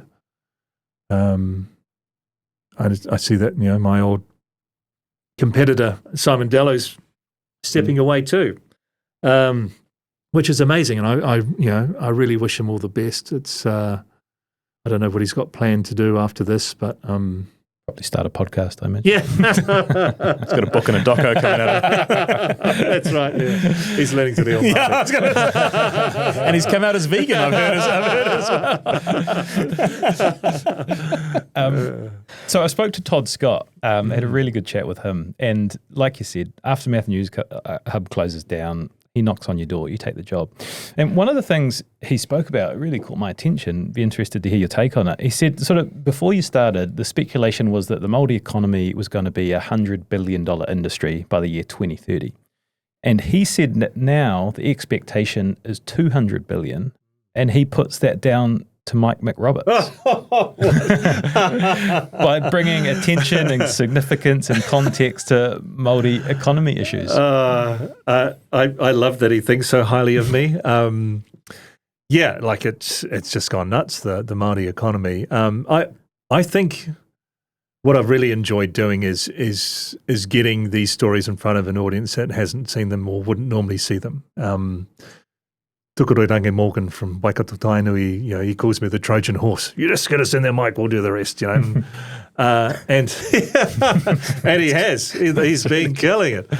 And I've loved that. You know, last year was probably the biggest in Te Ao Māori I've ever known. You know, when you think of how the year started with Kingi Haiti of bringing everyone together and that spirit of kotahitanga to push back against the Treaty Principles Bill, then you saw these massive hikoi and not just for Māori, but people from all walks of life and joining and being part of that as well. We all learned how to write submissions. Then the Kingi Te Haiti had died, you know, but he passed away, and his tangihanga was an incredible event too, and the passing on to Ngāwai Hone Te Poa's daughter, who took the throne at the age of 27, which just happened to be the average age of Māori.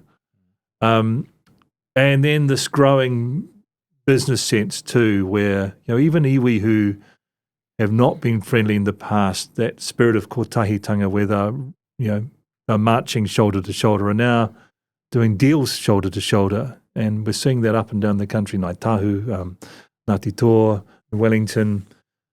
And it's this amazing buzz. Like I feel this, it's a real energy about it, and this belief that they can go forward, even if, you know, it feels like some of the coalition government's policies are pushing back or on some of this stuff. The cork's out of the bottle. You know, like it's already happening, and it's going to keep happening. And you know when you look at some of the corporates around New Zealand and the difference that they've made, and there's been huge strides in that area as well. because they can see the future. The future workforce in this country, half of it is going to be brown, because we, Māori and Pacifica, have a higher birth rate. And so these are the people who are going to be our engine, our work engine in Aotearoa in the future. These are all important things.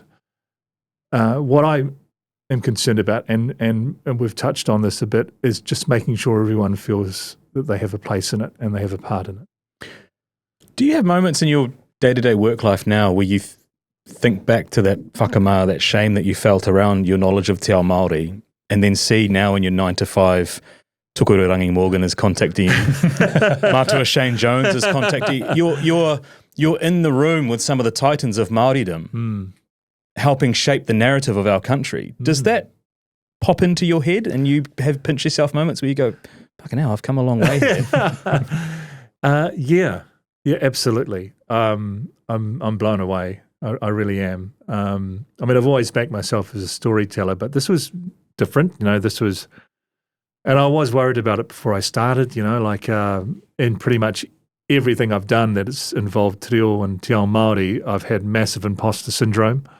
Am I good enough? Do I know enough? Am I worthy enough? All of those things. And that was no different than this role that I've got now. But the opportunity that I had to grow it and to build those relations and to tell stories with mana, that's my standard, is stories with mana. It's just been the most amazing career revival for me. I don't miss TV at all. I love what I'm doing now. I love the opportunity to tell these stories, to meet people, and then also to change some perceptions amongst the subscribers that we have at MBR. And some of them, it's a pretty conservative, it's a business publication after all. Some of them, there's probably a handful who hate everything I write, and we've got a pretty robust comment section. I remember once doing a story on the Hikoi Motutiriti that was coming over the Auckland Harbour Bridge. Probably 10,000 people. I was down there. We were doing a video story as well. I was interviewing all walks of life who were coming over the bridge. Amazing. It was just like scenes out of Lawrence for Arabia with flags everywhere, and I loved it. I wrote this story for NBR that afternoon. I think the headline was thousands walk across the bridge in protest, and one of these subscribers goes to the comment section. Or the alternate headline could be millions didn't. Yeah. I remember reading that. Okay. Yeah. Actually, that's quite funny. Yeah. Zooming out, there's obviously a lot of doom and gloom around media. Whole stations are shutting down. What are you seeing? What is there to be positive about? Do you have any observations on the current state of media? Well, I think a few people are doing some incredible work. I don't know how long that can go on for. And I'm talking about, kind of your mainstream media outlets now. But we are seeing, a change. I don't know where it's going to land, but, podcasts like yours, for instance, they're changing the way we get our information. And one of the things I found kind of not being in the news cycle anymore is I'm actually learning more. That's a huge admission, but if there's a particular issue that I want to get more information on, I'm probably not going to get it. And this is I'm probably not going to get it at 6 o'clock. I'm probably going to get it somewhere else. And yet I was a huge believer in the 6 o'clock news. And I still am, in the sense that it's a curation of the news, a curation of the news. So, there'd be something in there that you wouldn't self-direct to if you were just browsing or scrolling through. And that might be the story of the day. So the opportunity with the 6 o'clock news was always to throw some analysis in there and also show something that people may not know. I feel like there's less of that these days. And we, the whole sort of gotcha process with politics leaves me cold. I think we've got smart enough rangatahi that are coming through that will find a new way of reinventing media and how we access it.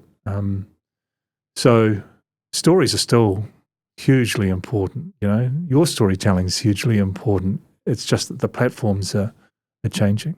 That's so interesting about learning more after having left, because I'm thinking about it. You would study up there'd be a lot of things you'd know a little bit about, right? And with the news. Oh yeah, I'm great in quizzes. But now that you've stepped away, you've probably got more time to take in more long form stuff and, like you say, like really dig in on topics. Yeah, yeah, for sure. And it gives you a much better appreciation in terms of how you analyze something and process it. The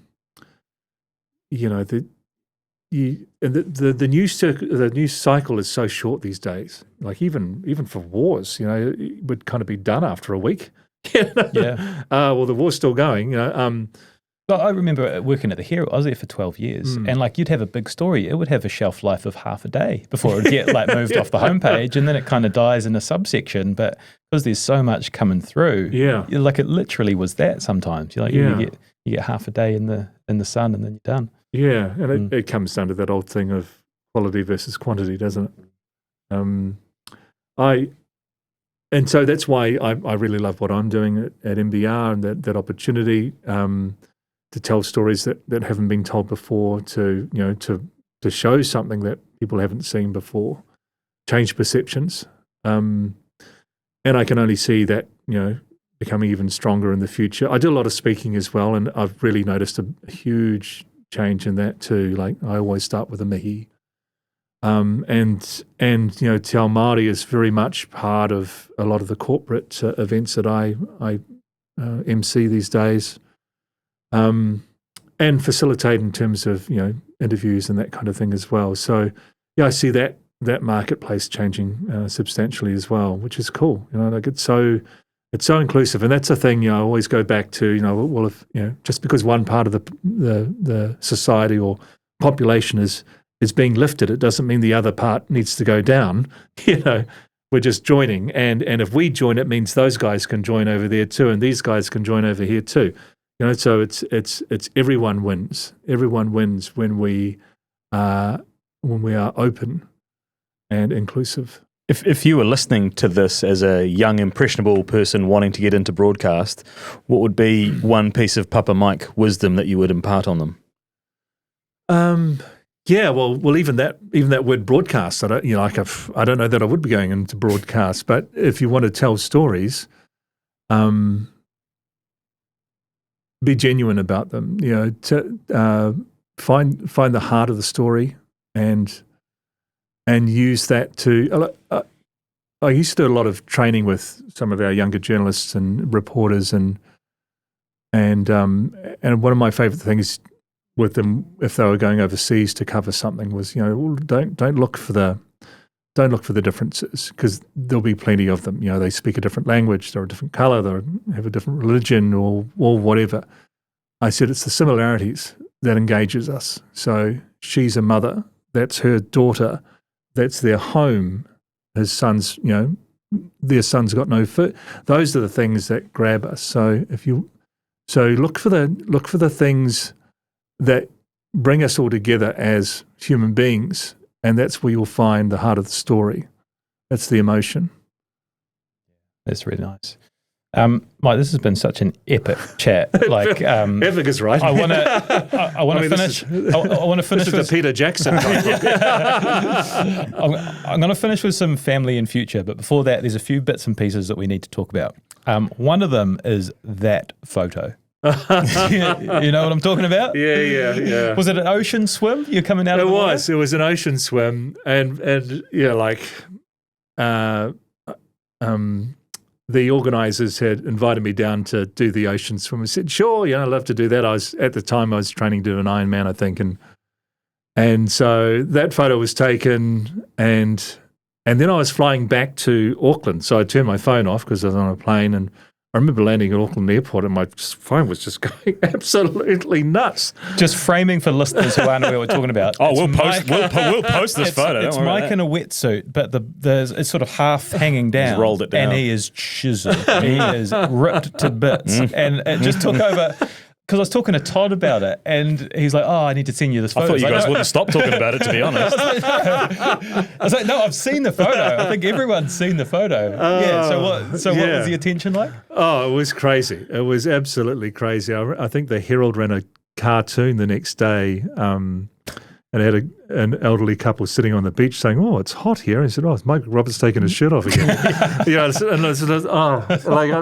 As I said before, I'm an introvert really, and so that much attention was just you can't be that embarrassed about a shirt. Oh, yeah. A picture of you looking amazing going viral. Yeah, let's be honest, I worked hard for that. With the tamoko now, is there any thought to maybe trying to recreate that and update that photo? Yeah, well, that might take another 7 years.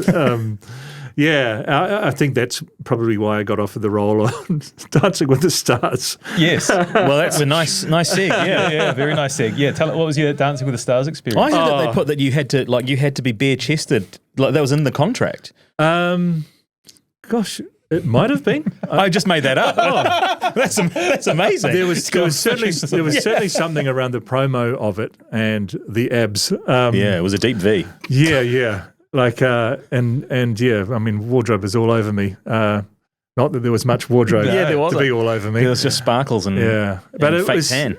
I kind of thought at that time I'd done a lot of serious stuff. I'd had like a decade and a half of some pretty hard news, with some of the things we've already talked about, and I just thought it was a good chance to use a bit of that capital, that news reading capital, to go and have a bit of fun. Raise some money for a really good cause, which happened to be Bikes for Kids. So I think in the end I ended up raising enough money for 380 bikes for 6 and 7 year olds around the motu and taking it to them, and that was incredible.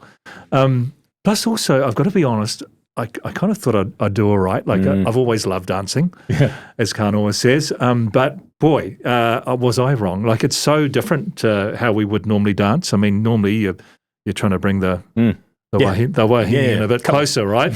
But no. Two steps and ballroom a wiggle. It's all about the distance between you. And I remember Kirsty had a boxing glove for about the first month. Every time we danced together, if I got too close, just little right hook into the jaw. It was great fun though. Amazing cast of people, and we had a lot of fun. It was really, really hard work. I was still doing the news as well as training for 7 hours and like a day, which was just nuts. So I was quite relieved when I finally got removed. Because Samantha Hayes had won it the year before. She had won it the year before, so yeah. But did a little bit of you want to emulate that? And get the double? As I've repeatedly told her, that the standard was so much better in my ears. Yeah. I want to just give a bit of space to talk about family. We sort of mentioned them throughout, but maybe Ben and Maya first. Can you just tell us a little bit about maybe how your relationship has evolved, how the Te Ao Māori journey has shaped things, or maybe just how proud of them you are? I find it hard to talk about them without getting emotional. Actually, I'm so proud of them. That's been the most important thing I've ever done in my life, is being their dad. At the start of my book, normally you get an expert or someone well known to write the foreword, and I asked Ben and Maya and Heidi if they'd do that for me. I've only ever read it once because it just kills me, and it's so beautiful what they wrote. I'm just incredibly grateful. I don't know what I did or their mum Paula did to deserve such wonderful kids, but they are, and they're an absolute tribute to our collective whānau. I love, and they're quite different. Maya's probably a bit more serious, just incredibly smart, and Ben's smart too, but a lot more He's got a great sense of humour, and he's always, when COVID was on, I'd come home and, there'd be any number of practical jokes set up around the house. It killed me when he went to London. He's been there for 18 months. I miss him terribly. We used to talk every day. And I think, when I have spoken before about mana and understanding my role in Te Ao Māori and my place, whakapapa, which is what we all live for. It's not linear, it's not one line to another, it's not one point to another point. It's built on layers, foundations, and so which is a really handy thing to know too, because it means like a bad day doesn't mean a bad life, But what it does mean is every layer you add on, Ben and Maya are going to benefit from, and then their children and their children. And I think about it a lot, and I think about leaving them, not that I'm planning on leaving anytime soon, giving them the opportunity to be the best they can. And at the moment, they're absolutely living up to that. And I'd love to give the opportunity for you to speak about Heidi, because we've mentioned her briefly, but the role she's played in. Oh, she's been amazing. Like, we joked. We actually got married in 2023, and 4 days before I started at Takiura Wānanga. So there was no honeymoon, and she was very much the Wānanga widow. I just spent every hour in the weekend studying, and come home at night, I'd be exhausted and need to study. And she was incredible. At one point, I was struggling with that kōrero, and so she got Hemi Kelly's Māori phrase book, and I'd walk in the door and she'd throw some phrase at me, to try and get me to respond. And I've been very lucky, I've been very lucky in that relationship. It came at a great time for me. I'd been kind of lost a bit, and actually my Te Ao Māori journey has been a big part of that as well. And when you're lost, it's hard to see things like whakapapa. It's hard to see the future, let alone the past. And when you have someone who will stand beside you, who wants to walk that journey with you, take it. Mike, this has been such an epic. I've said that twice now because I can't think of other words, but you seem like you're in such a good place. I think the last 5 years, so much has happened and changed, but you just seem alive. And I also know that you're sharing more. When you were in that 6 p.m. presenter's seat, you kind of advised against it or whatever reason. Yes. Now that you are speaking openly and sharing, again, your fragilities, like, was it Ryan? Kano said. It's just so good for everyone. It's storytelling. I mean, your thing is storytelling and capture other people's stories, but your storytelling is going to help people too. So, first of all, thank you for coming to Hamilton and sharing this space with us. It's just been incredible. But there's real power in your words too, as you well know. Yeah, I've personally found it a really interesting journey to follow, and a lot of parallels, I think, who people who come from mixed backgrounds can empathise with and attest to having those feelings. And to hear someone speak about them so articulately, but also provide a pathway that you can take elements from and carve your own journey is really interesting. And I encourage people that are listening that maybe feel an unsettling in their soul to pick up the book, to watch the documentary, to have a conversation, to be comfortable in that discomfort, to take a step forward. So in that regard, thank you very much for sharing. Well, I love that, and tēnā kōrua, wonderful to be here and speaking with you both. And I'm part of your whakapapa now, your layers of podcasts, and you do an awesome job. So thank you so much. Love that so much. Thanks, Mike. Thank you.